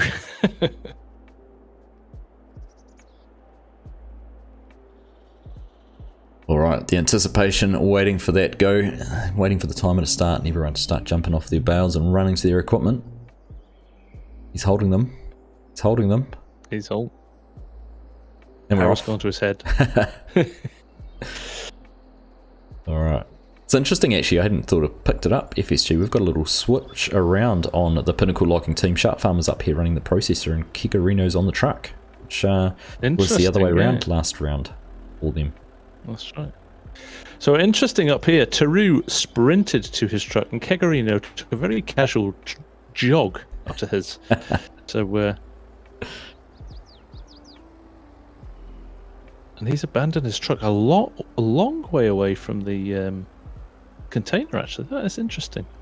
So this is the course that caused us a few little hiccups last round with some competition up there, some fierce competition around the containers and getting things picked up and loaded. So it'll be interesting to see what happens this time around. But first tree down for both teams. Literally parked as far away as possible from each other. Some nice respect.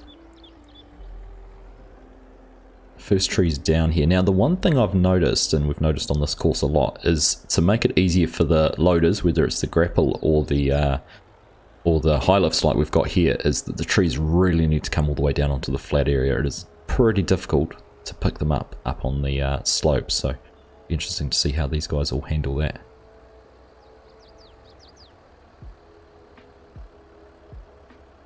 Okay, Taru is loading up at the moment. Kegarino's not far behind him. Kegarino's just realised that if he loads it that way, he's going to have his container the wrong way around. Now Taru's the container's fallen off the low loader here for Taru. Alright, interesting. So any advantage he had, he may have just lost. We've got some concertina-ing trucks here as well. It's almost like they're unhitching and rehitching themselves. We've got a little bit of a lag spike here. Oh, Taru's container has just gone absolutely flying. I think we've got quite a high ping at the moment on the server and it's causing a few issues. Kegarino's got his container just about on. Taru's having to manhandle his back into position. Oh, yeah, we're just having a few issues. I'm noticing sort of something similar happening down here. Samu's been picking up logs and going and stacking them nice and neat. Game with James and Sharp Farmer just about tripped over their stack. But they are trying to get things all tidied up and organised down here so that when the trucks and containers do arrive, they're ready to go. Because with both teams running the high lift, I reckon a couple of good grabs and you can have your container full. So up here, Args, definitely a team tactic, but I see Kegarino running the river. He's gone down the river route again. Oh, interesting. Truck. Interesting. So I wonder if that's something they'd rehearsed or whether that came out of accidental decision by Shark Farmer last round. That's right. It feels like a rehearsed thing. THRU is taking the normal route down the road, but you're gonna see Kegarino pretty quickly, I think. I'm just gonna pan away just for a second and see if I can find where he's coming. There, I can see him now coming down from the bottom. And I'm just looking at the course. Yeah, he is going to be here very soon. I wonder if it's a decision as well because they are on this side of the map that they don't have to then get in the way of the other guys or negotiate their part of the course. But I can see Kegarino is coming up the other side and he's not too far away from being here. Yep. THRU's still on the main road here. So the flying containers didn't prove to be too much of an issue then in the end? They didn't. He had to go and get it, so I think he's lost a bit of time there, but he's just straight lining it across the tracks here onto the dirt track. He'll be with us very soon as well. So yeah, I'm interested to see what... they've definitely made further time ahead now. THRU was behind anyway. Yeah. Oh, THRU's crashed! THRU's crashed! Goodness. He's crashed into the stream. He could be very stuck here if he's not careful. Alright, well Kegarino's just arrived, and I must admit that the Pinnacle Loggers site organisation, site management isn't anywhere near as neat as the other team. And Kegarino's actually, I think he's stuck. I think he's stuck on one of the logs that they'd left in the middle. It's always a risk, isn't it? Because these trucks, they're hard to unpick if you get them stuck on those logs. Yeah, he's got his whole semi. There's a log pretty much from almost his steering axle, goes right underneath the two drive axles. Oh, he looks like he might have got himself free, but not without losing a little bit of time and messing up the stack of logs down here. Here comes THRU entering from the other side. Alright. And you should see the pile of logs that Samu has sitting in his grapple ready to go, while these other guys, while they had an advantage getting here soon, their site management's let them down. My word.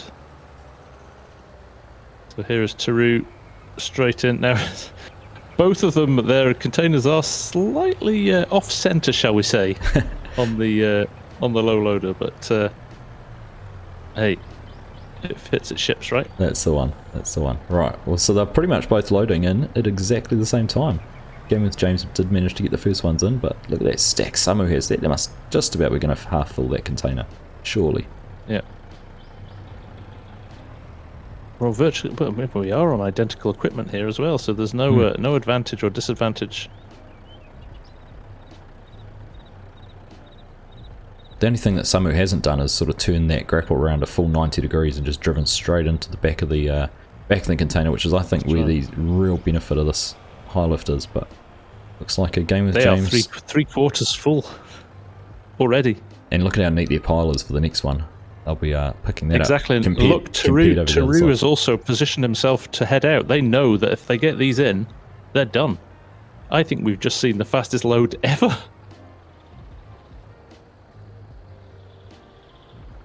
And that was Samu, who spent a lot of time down here while waiting for the truck, getting his load of logs all organised. It was all nice and neat, well aligned.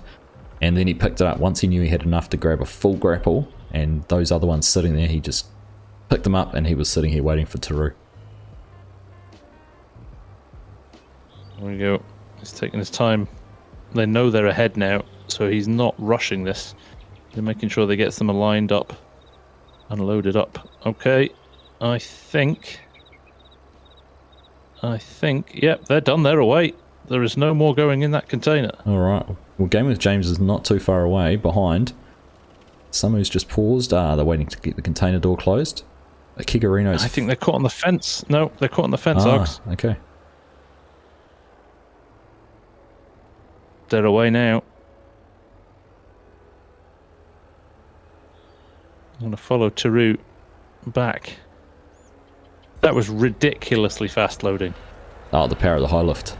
Two grabs, two grapples. Gaming with James isn't too far behind, but again, it's just come down to where they've had their logs and just a little bit of coordination. Samu was loading with 3,000 ping. Whoa. Which makes it even more impressive.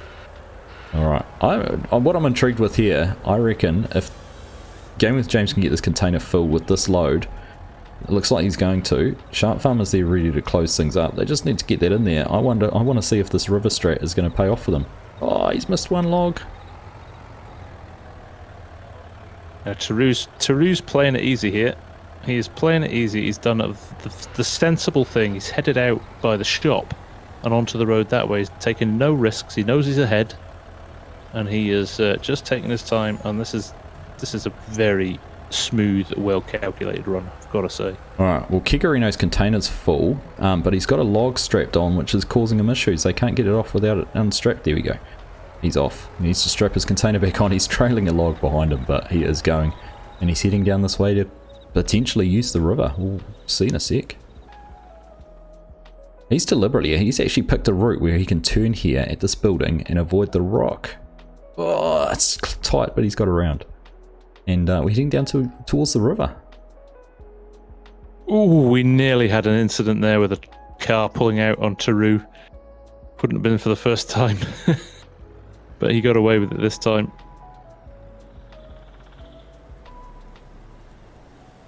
Tell me where they are, Args. We're just going past G-Portal and THRUSTMASTER. I think you've got the lead. Kugarino's not quite down to the river yet. He's just heading down, and he'll be popping into it in a short while, I think. Don't think we've got any train issues here. Right, and he's just it at the moment. He's just swinging down by the paper mill, and he's hopped into the river. So they are travelling down the middle of the river, and he's going to come out at the sawmill. So not too far behind. THRU crossing now. That's a 9:45 game, Margs. That's speedy. That's speedy. That loading. First sub 10-minute game. I think we've had a couple. Certainly is our first sub 10-minute on this course. I think on that course, yeah. We haven't actually kept a proper record of what times people have been doing, so it might be interesting to go back and review some of the games and see what we've ended up at. But Kegs definitely made up a lot of time going through that river strat. Yeah, they definitely have. That is a stroke of genius from them, picking that route out, and like you said, Args, definitely calculated. Just a little bit better site management, and not having a team that could load as quickly as they did. Then I think it would have been completely different. But they're stopping the clock at 10 minutes 28, so another speedy effort from them too. Great game, guys. That was good fun. That one. Enjoyed that. It was very enjoyable. Even with horrible ping on the server. Yeah. All right. Well, that just goes to show, we talked before about where everyone comes from, where we've got representation from. The servers are hosted in West US to try and give a sort of central position between everyone, but yeah, I think we're just unfortunate with the connection there. But even so, I mean, we've talked about it before as well with the, you and I did the stream on the Gorville DLC, which you hosted in the UK, and I connected to that. I was sub 200 ping going through to your home internet, and it worked out fine. I know. Yeah. It did work out very well, didn't it? Yeah. But thank you for giving me access to your home internet. Your banking passwords are safe with me. I did wonder why I was always running out of money. No, that's Mrs. FSG, not me. Oh, just a good job she's not watching. She'll beat me up when I get there in a couple of months. She'll be rescinding the summer invite. That's right. Right, I'm just waiting for the scores to come through. I've been pretty fast, so we'll just wait for Hamish to say they're there. Yeah, indeed. That was a good course. That was a good run. Enjoyed that a lot. Yeah, all right, we've got an okay there, so let's have a look what we're seeing on the scoreboard.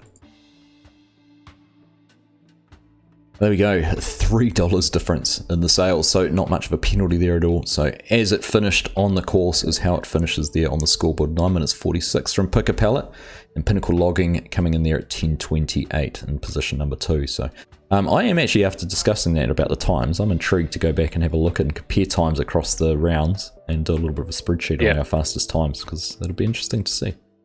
It's a good call. Maybe there's an end of season prize for the fastest times on the course or something. We'll have to think of something, won't we? Yeah, absolutely. Very good indeed. Okay, right, we'll just reset here. We've got 2 solo rounds now, 1v1v1s, and we are going to be on the Chaos courses, which always brings some fun. That's right. So the Super Chaos course and the original. So I think we're heading to the original Chaos course first. Back down at the shop. Excellent. Paco Rodriguez, hi from Spain. Welcome. Nice to see you. Thanks for joining. And a lot of people pop in. Bovine's in here. Peter Clark, nice to see you as well. Paul Wright said good morning earlier. So good morning to you, Paul. Going through some sync as the players all join in. But if we're down here, we've got the original Chaos course. Tobias versus Modern Logging versus Farming Alex. Should be a good one. Should be a good one. So this is actually Farming Alex's first entry into the solos. So we'll be interested to see how he gets on. He's been playing on one of the teams for the last 2, but he's giving it a go on his own today. That's right.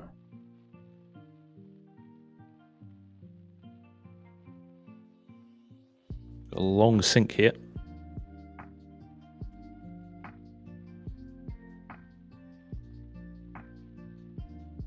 Go back from looking at the results of that one, and so Args, this is yes. You were laughing. I was just reading the message from Farmer Hamish saying Kigarino had super speed enabled, so that's probably why he was only going slowly to get to the truck, because if he sprinted, he would have been using the super speed mode. Lightning fast. He would have been. Yeah, I know we're finished with Kigarino, but just want to remind people, if you don't know, he actually plays using a mouthpiece. There's a issue with his muscles. I can't remember the name of the condition he has exactly, but if you haven't seen him, he streams occasionally and has a camera which shows you exactly what he's doing to control his equipment. It's pretty impressive to watch. Oh, it's amazing. So take that into account. You know, he's competing with fully able-bodied people here with no dramas at all, so huge respect for him. Huge respect for him. A huge respect as well for FarmSim and that, and you know, people like THRUSTMASTER who make equipment that makes everyone makes gaming accessible for everyone. That's right. Yeah. No, it's very admirable. So here we are down. Let's have a look at equipment here, Args. Yes. So no high lifts. We've got 2 grapples. We've got front loader. And in terms of interesting, we have got. I think it's the first time we've seen the Ponce harvester. It is. Yeah, I was just thinking the same thing. Farmer Hamish did give us a heads up to say, keep an eye out. There's an original piece of equipment being used rather than any of the DLC, and here we have it. So interesting to see what the decision behind that is. And I'm just actually going to have a look in the shop here and just take a quick look at the forestry machine. Sorry, Cranky. So it runs. Cranky's like, why am I looking at you two? I want to see the kit. He makes a valid point. I am the kit. So that Ponzi Cobra runs a 64 centimeter cutting width and at 12 miles per hour. Compare that to the Komatsu, which runs up at 70 centimeters. So it's speed's the same, but it doesn't cut quite so big. So whether that could be an issue coming to looking at tree size. Interesting. It's actually an interesting point because the Rotney actually does up to an 80 centimeter cut, which I think through is the largest of the lot. Yeah. Okay. Looks like we're in position. Everybody's on the bales. Even the Volvo excavator with the cutter is only a 70 centimeter cut. So. Ah, right. Okay. So the Komatsu for size is a good call. Yeah. I think the Ponzi, not the Ponzi, the Rottney would still be the best if I was playing. That'd be my choice, but I'm not. So it's not. So it doesn't matter what my choice is. That was my Ted Kravitz technical piece, by the way. We talked about it. That was good. I like that. I like that. It was very good. All right. Well, everyone seems to be lined up on their pink bales there, ready to go under Farmer Hamish's starter's orders. Train went through about a minute ago, so that's not going to be an issue in the early part of this match. It's not. And gone. Cannonball Alex made a speedy run there, and as we might have expected, he is straight into that Ponzi piece of equipment. Being the new player, that was only appropriate. It would be his that was the new bit, but Modern Logging, he made the getaway the fastest. Oh, Alex just clipping Tobias on the way through there. I don't think it was intentional. No. Alex may not know that there's no collisions on the fence, but of course did still have to make his way around the Chaos Course side. That's right. Gaming with James is interestingly, hanging out and spectating as well. Tobias and Modern Logging are going trees very close to each other here. This is one of the challenges with this course, isn't it? Yeah. You can quickly run out of trees if you start in the wrong place. Yep. Oh, and Cannonball Alex, he cut his tree and then actually started cutting it to length before it had fallen down and climbed 6 meters up it. But he's now got that down and in a position where he can start trimming it to length. He's got a good big sized tree here to start with. Yeah, Modern Logging's just downed a very big tree as well, which he's getting organised with. Now, where's Tobias going to go? These two are going to start fighting over trees in a minute if they're not careful. Well, we've seen it before. We've seen two people going for the same tree down in that same neck of the woods. So it's not out of the question. I think Cannonball Alex has certainly made the wise choice to head up the road and go and find some trees. He's been pretty selective. He is driving straight past a number of trees and he's gone straight in to grab what is one of the tallest trees in the area. Interesting. I wonder if he's been doing a bit of homework. Possibly running around with a spray can and marking the trees that he wants to cut down. Yep. Interestingly, just talking about that, there was actually one of the options we had discussed around this was actually to colour code trees and mark them to say who got what, but decided to keep it chaotic. Yeah. Now Tobias has got a bit of an issue here. He couldn't get his tree pulled out. It was wrapped around other trees, so he couldn't twist it into the position he wanted it in to add it to his log pile, so he's had to kind of think on his feet a little bit here. Right.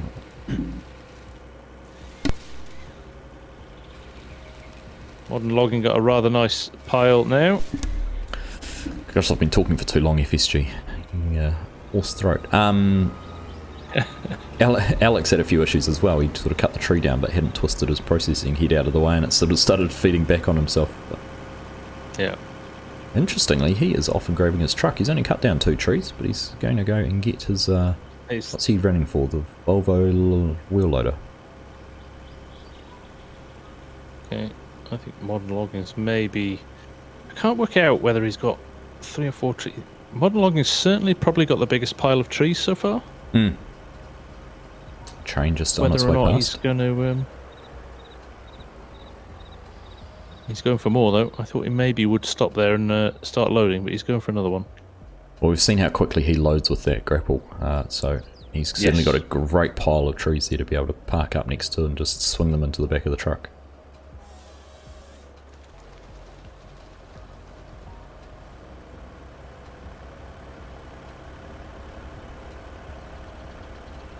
Tobias will be frustrated. He just had a little bit of an issue with that earlier tree, which has maybe just thrown him off his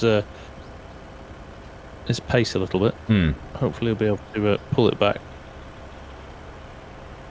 So Alex is I think certainly... in an ideal world as well, he was hoping that Modern Logging wouldn't be as close as he was to him. I think he maybe took some of the trees that he maybe earmarked for himself as well. Yeah, and that is the risk on this course. Alex has got his truck and everything down here. He's sort of blocking the path a little bit, but he is the furthest one away, so hopefully that's not going to cause any issues as we move through the race.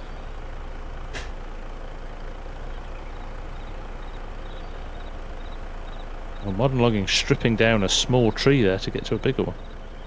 He's just cut it, stripped it, and ditched it. He's not even brought it out, so... Better than trying to get a tree past it, because they can be a pain. That was the issue that Tobias had.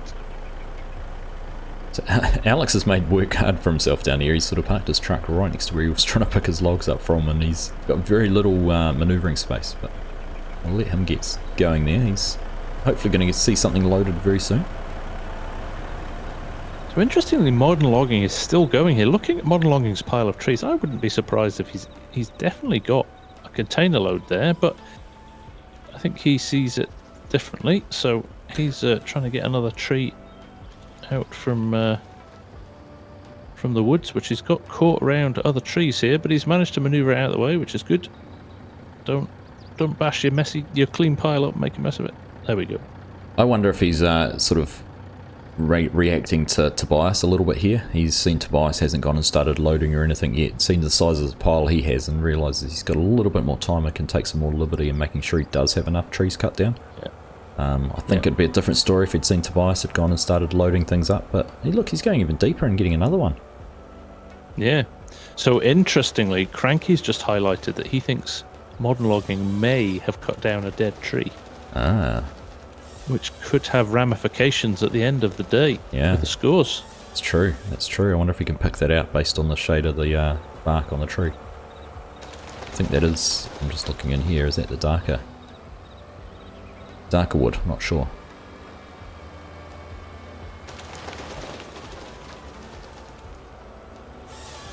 Well, if we're going off who's got the most logs in the container right now, Cannibal Alex is in the lead, but he has not cut down anywhere near as many trees as the others, so... Yeah, he's going to have to go back for more. Yes. Right, surely modern logging is done here. Surely, yes. He's out. He's out and he's heading over to... What's he going to do? Is he going to go for his grapple or is he going to go for his truck first? He's going for his grapple. Wise choice, I think. Go and get that into position and then he can park his truck where he needs that. If he gets the grapple in the spot where he can reach his whole load, then he knows where he needs to park his truck. But... I'm just checking up the tracks to make sure there isn't a train coming. I think like, it looks like we're clear at the moment. I was looking exactly the same way.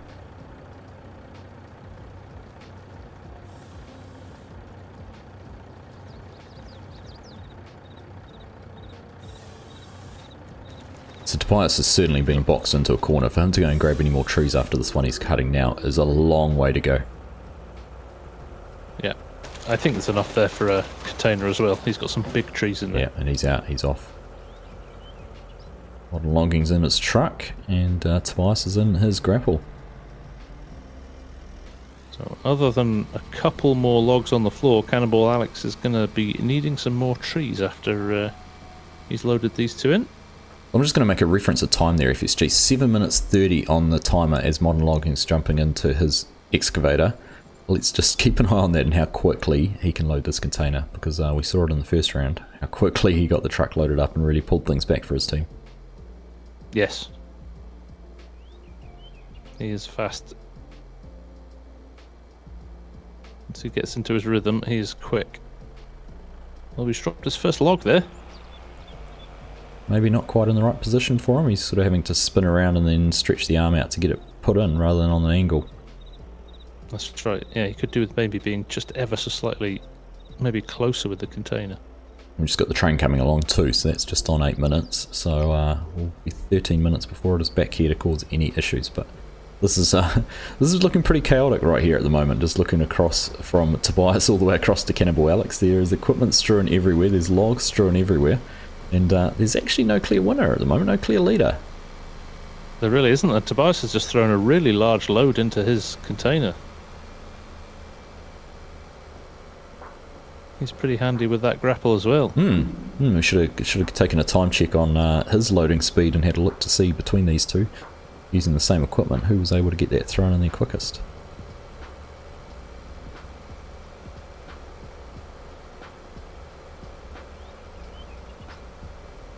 Cannibal Alex looks like he's cut another tree and about to get that picked up and put in. Very good. Yeah, Tobias and modern logging both into their rhythm now of loading. They're both moving at pace, and neck they are. Certainly is, actually. This could shape up to be our closest match yet. Neither of them have positioned their truck in a way that's a quick escape either out of the arena and on the way down to the sell point, so Interesting to see how it all plays out. I think they are both pretty much at the same level now that Cannibal Alex had got to. So they are. Yeah, this is really level pegging. I mean, literally, log for log, they're going in. And maybe 1 or 2 logs in it, and that is it. Oh, look at the log. Modern Logging's got 5 in one grab there. Can he get them all in? Got 3 of them. He's had to drop the 2, but quickly put them down, quickly recovered, and honestly, they are exactly the same amount. It is. It is. If you look at the pattern of the logs in the back of the container, they're identical. I think Tobias is just that one log in front at the moment. Yeah, he's got 2 very big logs to go in here, though. This could be a. Let's just reflect though. He doesn't move. Yeah? He doesn't have enough wood to fill up, does he? He does. He's got another log down the other side, hidden down the side. Ah, I see. He's next to the truck, right? Oh, he will then. And I think he's just taking the advantage because Modern Logging struggled with that one.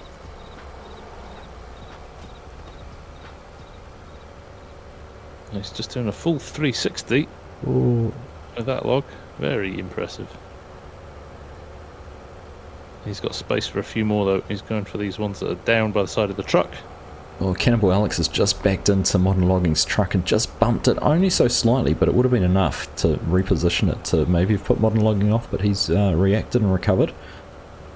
And how close are they now? Modern Logging's got nothing really close here. Yeah, he's had to move to get his...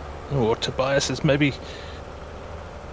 He's 1 or 2 logs away. I think Modern Logging might do it with that one. They are still... still... super close. I think Tobias has actually measured this to perfection. If this fills his...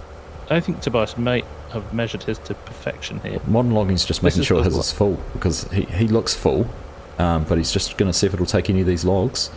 Tobias is out. He's just shutting the door, and I think we'll see Modern Logging out and shutting the door as well. They're both going to run down the road Tobias at the same time. Tobias is done. He's trying to shut the doors of his... Yep. Oh goodness, there's 5 seconds between them. Tobias has got the better route out. More stuck. We're about a minute away from the train as well. The train could come into play up at the other end of the map.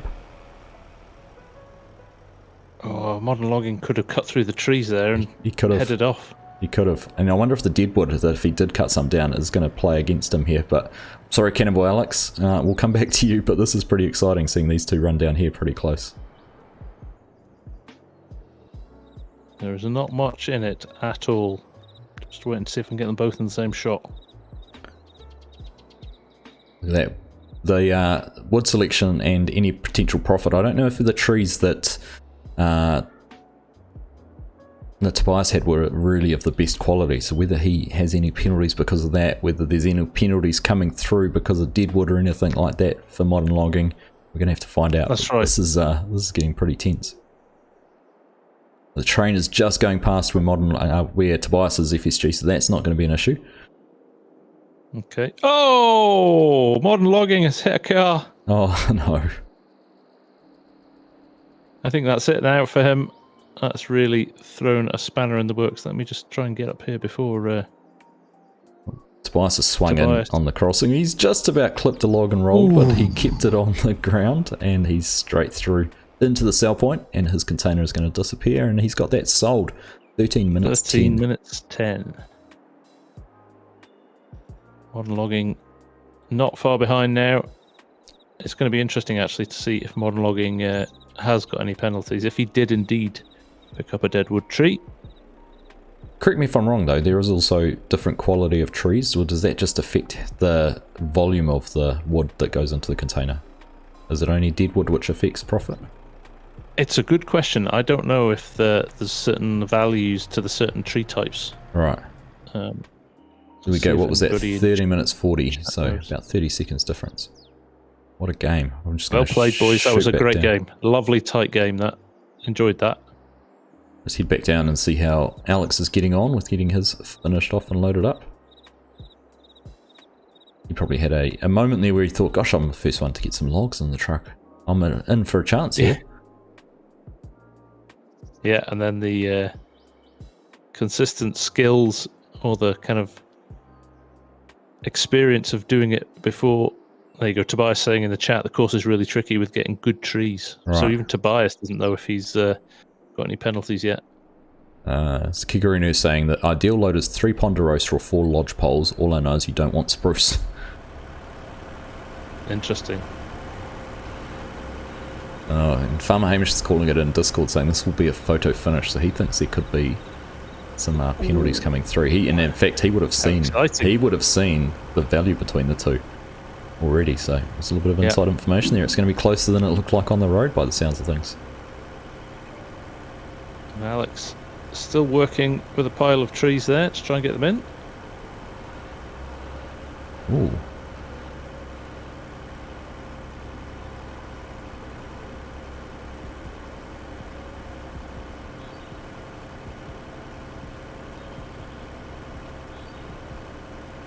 Is he trying to close his door? He's just decided he's had Alex enough. has decided. he's wrapping things up. He wants to just get finished. Fair enough too. Good call though. Well, fair play, Alex. Oh, He's got himself caught in a tree now. I'd have pain those little trees. yeah. I'm surprised actually more people sturdy. don't try and sneak through the way he's trying to get. To be honest. Yeah. There's merit in almost parking your truck on the road, actually, and if you angled it right, that would be straight out of there. Yeah, that's right. You could get out there very quickly. These trailers are so long, though, that you're very easy to get caught on things. Absolutely, it certainly is. As we've seen. More than once. Even he's stuck on the crossing now. He's clear.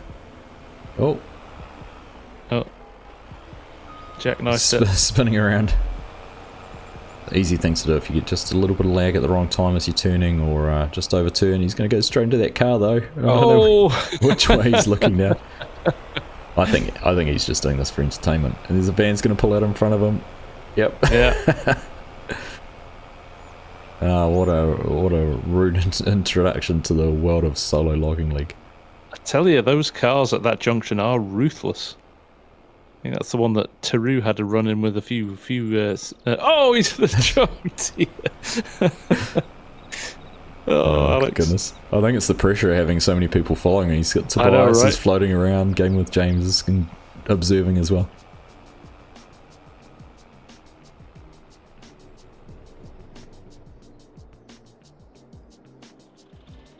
Kigarino has thrown in a suggestion. Personally, I'd love to see a game where you can only cut small trees. Can you imagine that if we planted an area with only shorter poles that needed a whole lot of them loaded?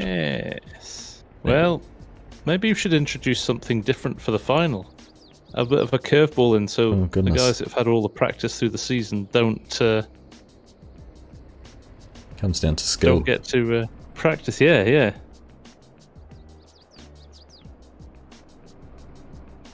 There we go. Well played, Alex. Well played. Train coming too. Oh, that would have been just the deal. He couldn't hit the train, so he decided to hit the van. Traffic again. Fair play, Balada, Alex. how are you doing? Nice to see you. Bonderman Hansen saying that he drives like I do. I'm grateful for that vote of confidence. But there we go. Time done. Well done, minutes. Alex. Good job, mate. Well, I'm sitting here in anticipation, FSG. I don't know about you, but seeing these scores. I know. I'm excited. I am excited. Wonder where it's all going to end up. And you thought that was chaotic. We're heading off to the Super Chaos course next, which is even more interesting. I think the hardest one of the lot. I can vouch for that, having had a match on it. That's right. So we're just waiting for Hamish to give us the nod that he's... Those scores updated, and we'll be ready to have a look at it. Let's see where we go. Looks like he's typing in chat, so let's just anticipate the solo score. All the anticipation All and the things like that. No, it's not photo finish. Let us have a look. So unfortunately, Tobias did take a huge penalty there. $3,000. So that again, he did say he called that in the chat, actually, didn't he? Said it's hard to find quality trees. He did.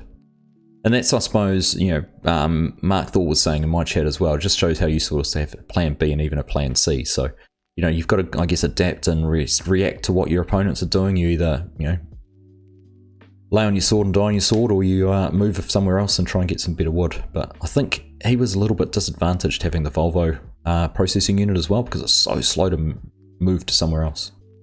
It is. But interestingly, modern logging was only 19,000 in value as well. So he obviously didn't have some quality trees in there. That's actually a good point as well. Deadwood. Yeah, because we've seen $22,000 is about a full container load, isn't it? That's right. Yeah. And actually, farming Alex, who closed the doors with probably only a 2/3 full container, is almost the same as Tobias. So that's right. Actually, yeah. No, they were very close in the end. It does show the penalty for your timber selection. So that's right. Oh, it was exciting anyhow. It was exciting to watch and exciting to see those two, modern logging and Tobias, pretty much loading a container log for log. Pretty impressive. It was great, wasn't it? From that perspective. Right. I have headed up to the Super Chaos course. Game with James and Samu already here and raring to go. Is that right? And Alex just to join then? That's right. Poor Alex needs to lie down after that round he's just had. Oh, I wonder if he'll adjust his play style and his methods going into this one after seeing that. Yeah. Yeah, I mean, you can vouch. You've been on this course, haven't you, Args?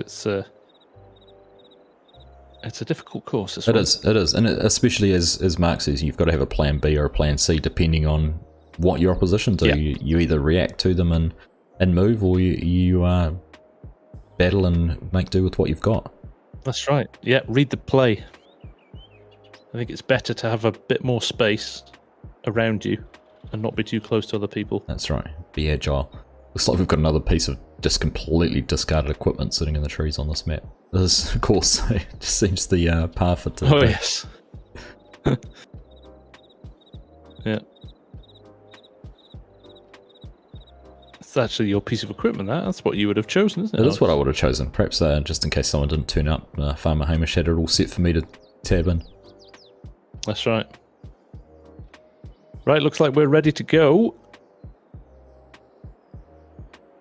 Under Hamish's starter's orders. Indeed. So Samu gaming with James and farming Alex here. So I already know what piece of equipment Cannibal Alex will be taking, so that leaves the matching Komatsus for Samu and Alex. Samu and James.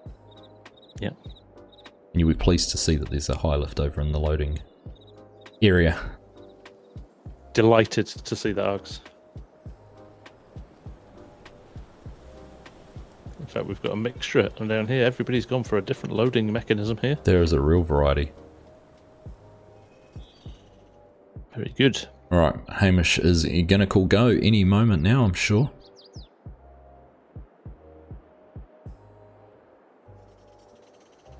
Cannibal Alex jumping up and down with excitement. And we're off. We are off. Mark's saying we should use the drone mod. The drone mod's PC only though, Mark. It just doesn't fit with our trying to make it as accessible for everyone. Although at the moment we do only have PC players. Yeah. Now look where gaming with James has gone. He's the first person I've seen do that. And Cannibal Alex. Cannibal Alex has gone down south. Yeah. It's. I haven't seen where Game with James went, but yeah, Cannibal Alex has gone really way down south. There's some big trees down here. Right on the edge of the cliff. There is. Right on the edge of the cliff, though, so you've got to pull them backwards, or they could pull your harvester off the edge of the cliff. Good call, though. Everybody's found themselves a bit of space. I think they've learnt from previous rounds.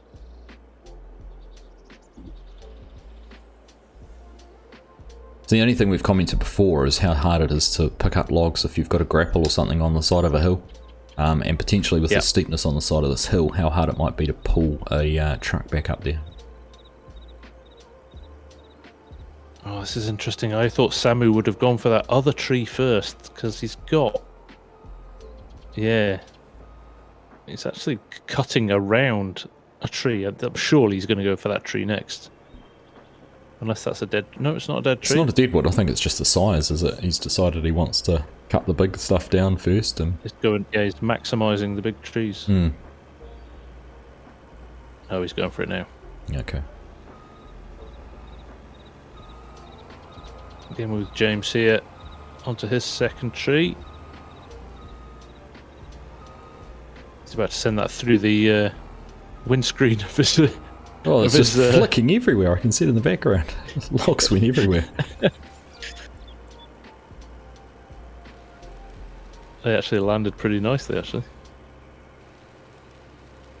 He lucked in a bit there, although he's blocking the road with them. I'm sure he'll sort that before we get to the point where everybody's leaving. Oh, how's Alex doing down here? He's getting some very nice neat piles sorted this time. He did almost run over them with his processing unit, but he's looking alright. He has left the 2 tips of the trees in though, so... Yeah, I saw that. He's making the same tactic he did last time, which is to go and grab his loader, grab his truck, after only cutting down the 2 trees, so... Interesting. You know, how many times we've talked about it today? Cut down all the trees. But perhaps he's just more comfortable having them around there. Samu's got his tree stuck around other trees again here. I just saw Game with James had exactly the same issue in the background as well. He sort of tried to drag it down past a tree, which is one of the dead woods, and it kind of flicked around, kind of not. He had to have a second go at it. I suppose that's the challenge with selecting specific trees, isn't it? You're going to have to get them out of sometimes potentially difficult places. That's right. And we saw Modern Logging, you know, cut down that small tree just to get it out of the way last time, didn't he? That's right, yeah.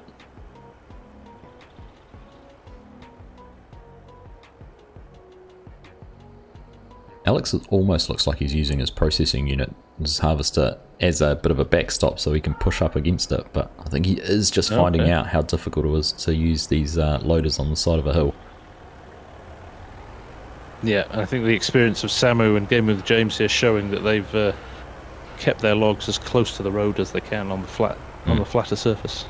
It's very easy when using a wheel loader to put the grapple or forks or anything down too low and you actually lose a lot of the control of your vehicle. I think that's just what Alex is experiencing right at the minute.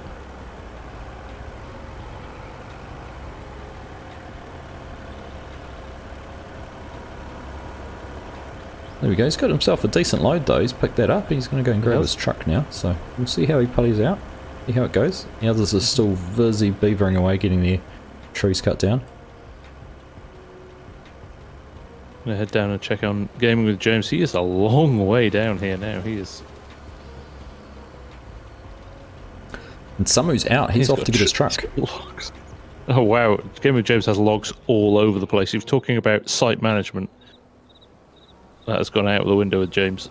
He's, I think, with his exploding pile before, I think it's really made a mess of things. Well, fingers crossed it doesn't come into play in terms of obstructing one of his competitors, but... Cannibals... Right. Alex has parked his truck off very neatly off the side of the map. We just have to see where Samu does that as well. They don't have much space up here for that. This is going to be interesting to see where is James going to put his truck when it comes time to. Yeah, it is going to be interesting, isn't it? It's a difficult one to gauge because of how tight the space is. I think Samu's probably parked as far off as we could expect him to. He does leave enough space there for James to get past, so... Yes, he's tried, definitely. Definitely. That's a lovely load he's picked up straight away there. That's magical. Cannibal Alex has actually just got a good grapple into the back of his container as well. But look at Samu.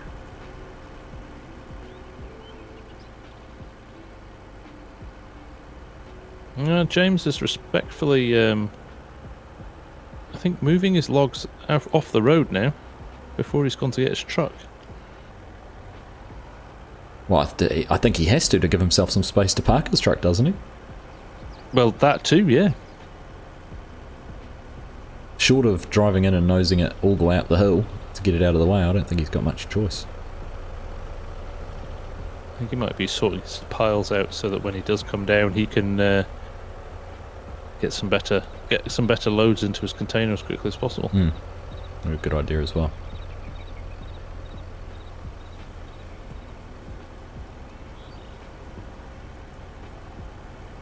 I'm not sure if Samu's got enough to fill his container as well. He's still got quite a few up here a little bit further, just behind his processing units here. Good 2 trees there. Yeah, but you might be right. There is, actually. There's some pretty big trees, actually. So maybe I'm wrong.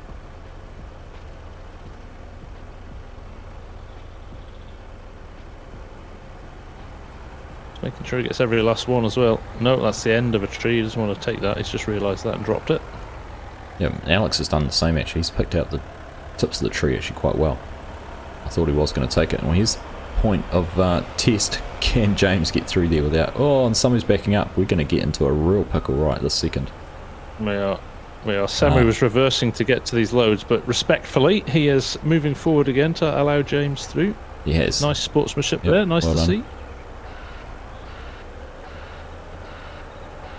James has. James is having to reverse, yeah. Gone nose up into the trees. That's difficult. He's going to get himself stuck if he's not careful, because that is a long trailer with not much flexibility in it.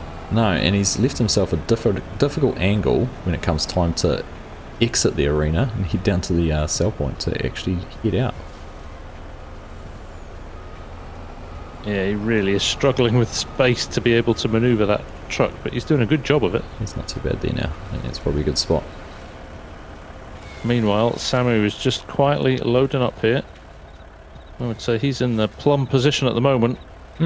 Alex has actually made a good decision. He's come back up the hill and he's cutting some trees on a flatter bit of ground. So that will work a little bit better for him in terms of access. So if he can grab a couple more out of those, he won't be too far behind. Samu's just repositioning his truck to give a better position to swing that in. And Gaming with James has got the first of his logs in his grapple, and he's getting those put into the back of the truck as well. It's really tight up here, isn't it? Jeez. What interests me is every match, and I mean it's part of the beauty of these courses, every match has been different. While the pre-created courses are fantastic for creating things equal, these courses are fantastic for having completely different matches every time. That's right, that's right. Game with James has got his first grapple load out of the high lift. Samu's just racing through, picking up his logs and getting them into the back of the container. And Alex is busy beavering away, getting more of them cut down. Samu's missed one of those logs there, sitting across the bottom of the container. I don't think it's going to cause him too many issues in the short term, though.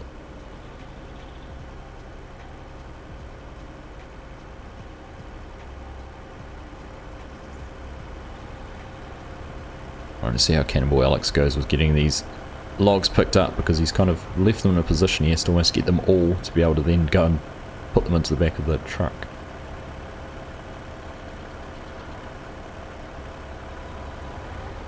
And he's just going to barrel straight over top of them and try and manoeuvre his way in.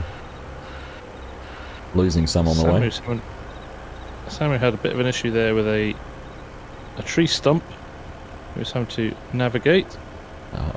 Not quite sure what Alex's plan here is. I think he's going to try and back up, but he really hasn't done himself any deal or any favours there with where he's positioned things. Dear. Now his truck is kind of in Samu's way. He's having to lift the grapple over the top of Alex's truck, but he's not a million miles away from being full here. I think a couple more loads. He's certainly got enough logs. He's just got to make sure that he gets them in. Now he's probably in the best position here. Absolutely. He's not rushing. No, he's got time. Check how far along Gaming with James is here. Certainly got time on his side. Lift.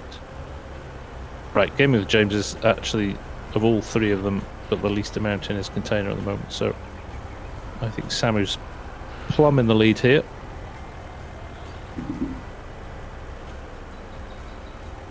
Well, Alex had done a great job of getting these trees into a good spot, good level spot to be able to pick up, but then I think he's done himself a disservice by trying to pick them up and drive over them, and now he's got a bit of a mess. He's kind of pick up sticks down here. Again, a bit of a challenge, I think, with that wheel loader. If you do get a messy pile of logs, it's very hard to group them back up, whereas if you've got, say, the grapple, you can pick them up individually and keep loading at a relatively fast pace. That's right, you can recover from that a little bit easier. I can 100% agree with you there, Kigarino. It's just very hard to keep yourself calm. Yeah, the match I played when DJ was here, my heart rate was through the roof, and it was a pretty stressful time. But Samu's closing his container FSG, and he's heading away and out of here. I think he should be moving that loader though. He should be getting that grapple out of the way. Yeah, is he gonna get past? He's just about got past there. Yep. He's clear and he's out of here. He is away. This is going to be a fast time for this course as well. It is. This is renowned for being quite a slow course, isn't it? It is. 20 minutes isn't out of the question on this course. So. Yeah. Oh, he's gone straight into a tree though. Samu said he was struggling a bit with lag before, so maybe he's got the old issue with lag still, but he's taking his time. His presentation of his loading there certainly didn't reflect that though. No, it did not. You're right.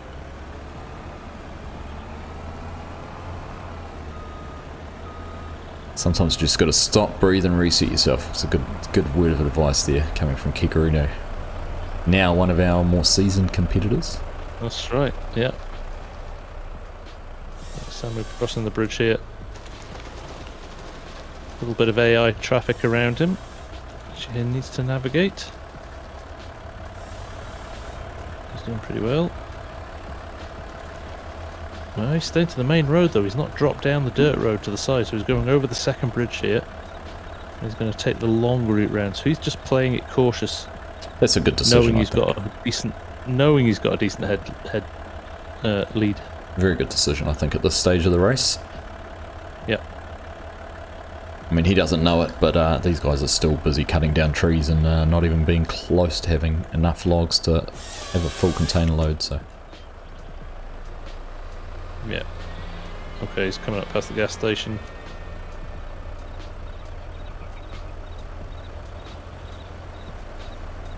Is a convincing lead now. It is.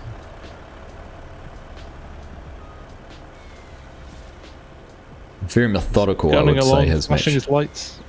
It was well thought out, wasn't it? Yep. Cut down enough trees, he didn't have to jump back into his processing unit. It was a neatly stacked pile, some smooth loading with the grapple, and he's just he's really raced away with it. Yeah. Okay, he's going to the top entrance. Seen a lot more people going to the top entrance this round, Args. We have noticed that. And he is sold at 14:40. That is a good time. That's a fantastic time. We've seen some fast times tonight, haven't we?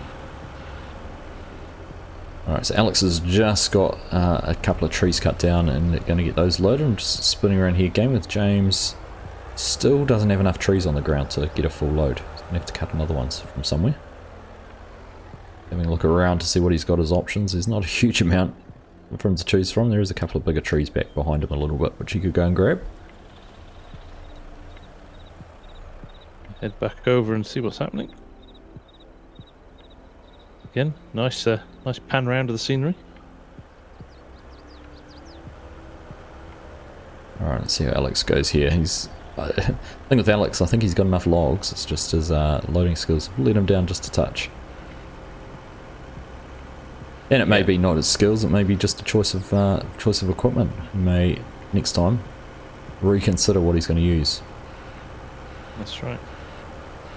Now looking at gaming with James here, he's going back for more as well. So he's really underestimated the amount of logs he needed here.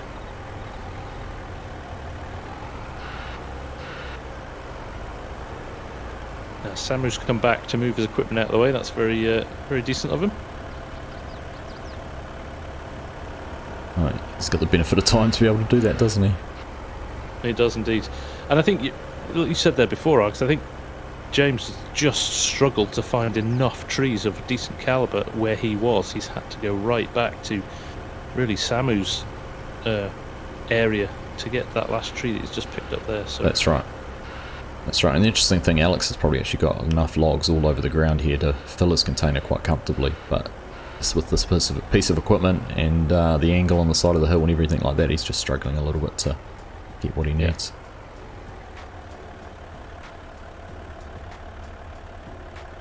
He's done a good job actually pushing that pile up. He's got 4 logs there loaded.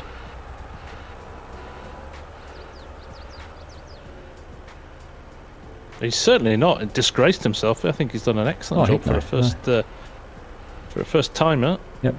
Anytime you're coming into something like this where people have already competed, they understand what Kigarino has been talking about, the pressures and stresses you go through. You know, he's certainly done pretty well.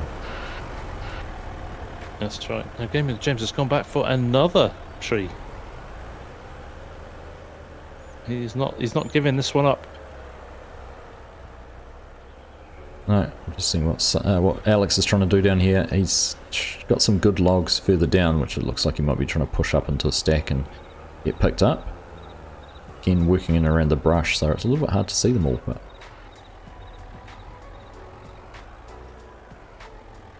he's had to go a long way for that tree, hasn't he, FSG?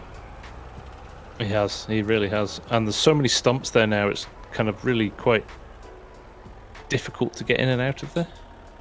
It's a good size though. That should certainly be enough to fill him up without even looking at his container, having seen where he was earlier. Yeah, no question. Actually, the guys are pretty close here. It could be a close run thing for second place here. Which was Alex. Alex is checking. What's he doing? Checking his container. Yeah.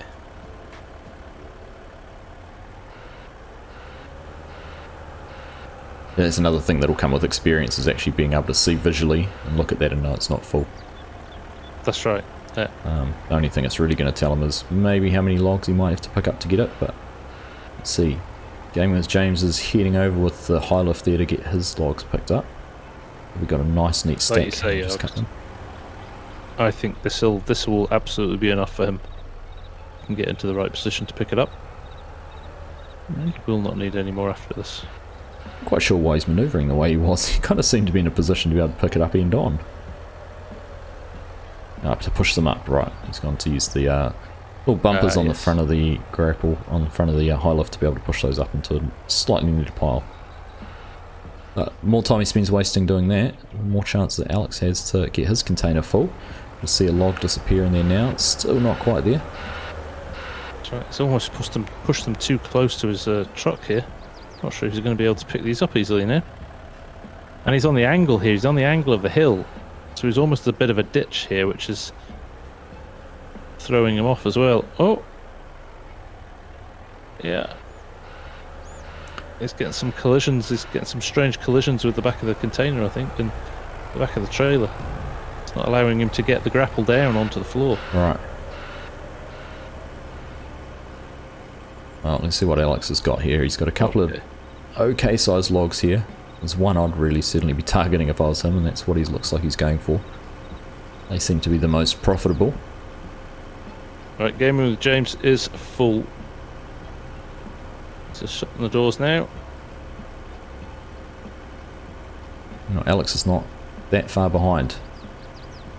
I feel that this log's going to be enough to give him a full container. So it could be coming down to, if Game with James carries on heading the way he is. We did see one of the competitors last time go up around the top of the map. Oh, he's stuck here as well. He's a stump on his left, and then he's trying to get over Alex's logs. And he is really struggling. Like I said, I thought it was a bad decision for him to turn around and face the opposite direction, but he's going to stay a bit higher. Alex is full. Alex is full. Oh, but James has cleared himself. He's just about... But they're going completely different directions. They are. So this could be interesting. They are. I know, well, last time we had one of the competitors go around this high route and come down into the back of the sawmill, but I don't know which way are you going. I'll follow Alex if you want. Okay. I've got the pink container up here, pink and blue with Gaming with James. We'll see how he goes. He's flying out here and he's going to be up on this track very, very quickly. Oh, Alex jackknifed there ever so slightly, but he's recovered it very quickly. Oh, now James has got caught turning out. He's tried to take too much off the corner and he's got the low loader beached on a bit of a bank. Had to back up. It's cost him about 10 seconds. Okay, Alex is onto the main road. He didn't take the dirt track as well. Not sure that's the right one to take, actually. It's the next one. Alright, Game with James has just turned down the road, which I think will carry on if he follows this the whole way down. We'll get him into the back of the sawmill. Yeah, Alex has done his homework. He's taken the dirt road off the main road, but he's jackknifed again. It's unfortunate. With the container at the back of the trailer, they really are light on their steering, aren't they? They are. You can really lose weight of your rear axle. They are. Gaming with James is just heading past our original grapple course, which we gave up on. Oh, but he's clipped the bridge and he's jackknifed right in the middle. He's going to have a car right on top of him in just a second as well. He's managed to recover, but that's cost him a few seconds. A few precious seconds he could probably do without losing. Well, Alex has just arrived at the bottom sawmill. He's going past the log pool. Oh, this is going to be actually quite tight. We're coming down the hill into the back of the sawmill. I can see him as well. I can just see him arriving. He's zigzagging. He's losing a little bit of control. But Game with James has made it through there first. I can see Alex coming through. Here comes Alex now. Very close, guys. I think James actually did some research. I do believe that the route he took was faster, even with his little incidents. I think that's the faster route. Yeah. Yeah. We could see that one come into play again. All right. Very well played. Just on 23 minutes there for the last one. Kiorino's saying the trailers are frustrating. I'm assuming by the length and the lack of clearance and everything like that, which is, I guess it's the same for everyone, but it is something everyone has to grapple with. That's right. Well, there we are. Right. Very good, though. Another rather excellent round of games, actually. Yeah. It's dishing up something different every time.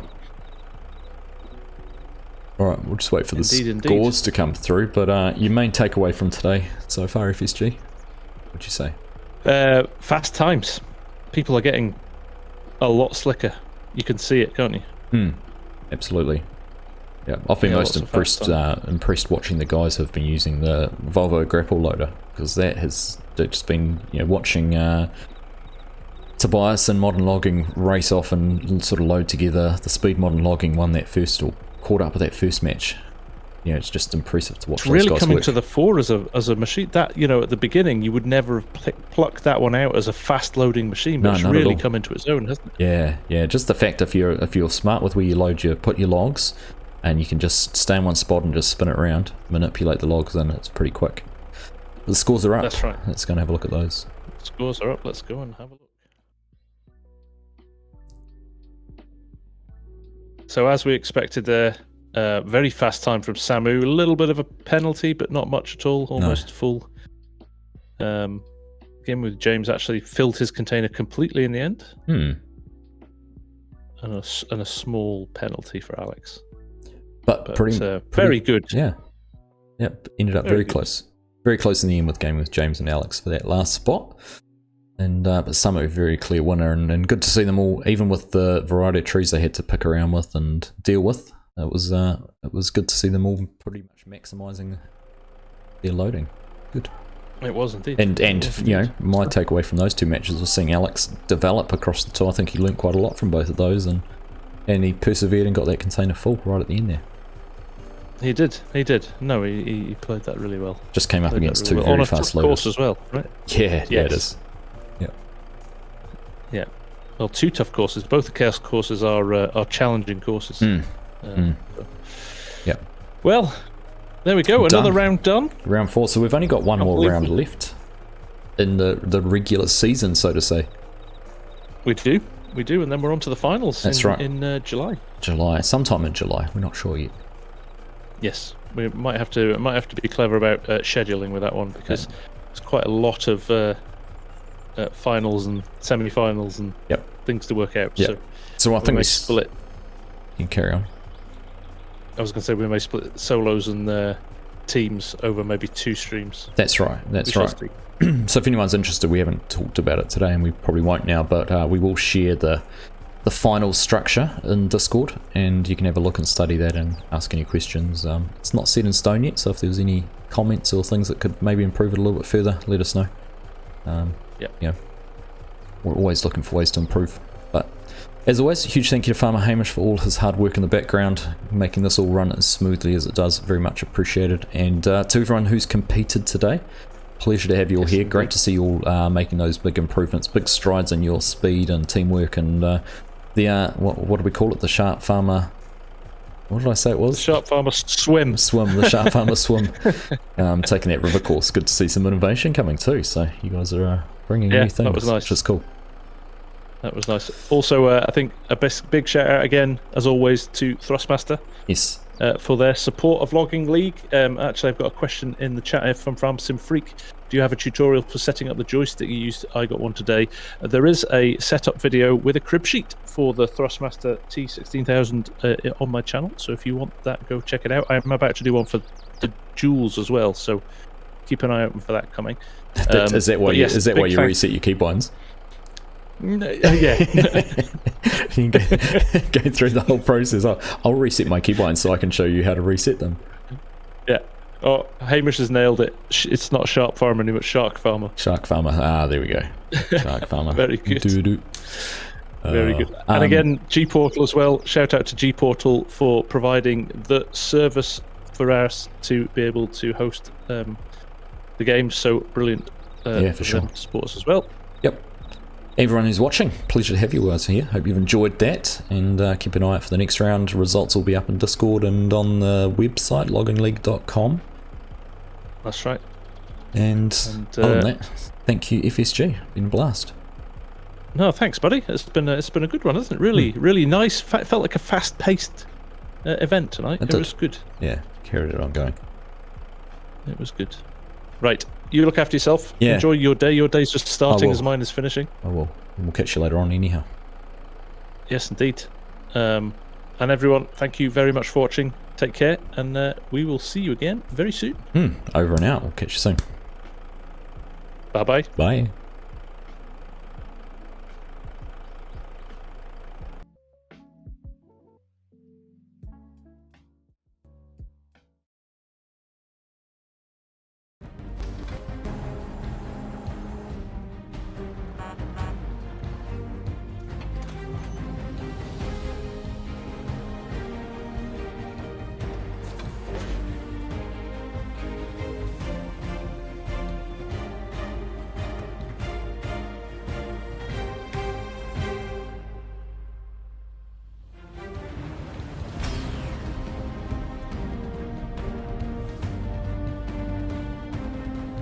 Who is going to get their first tree?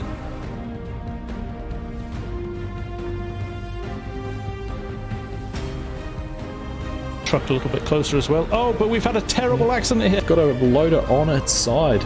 Look at that. A bit of teamwork there. Do here, Args. Do they go for the smaller trees for volume, or do they go and find another big tree a little bit further away? GTR God is God. He's rolled his truck. No, he hasn't. Oh, that was close. He clipped a stump on the way out. He was at 40 degrees to horizontal.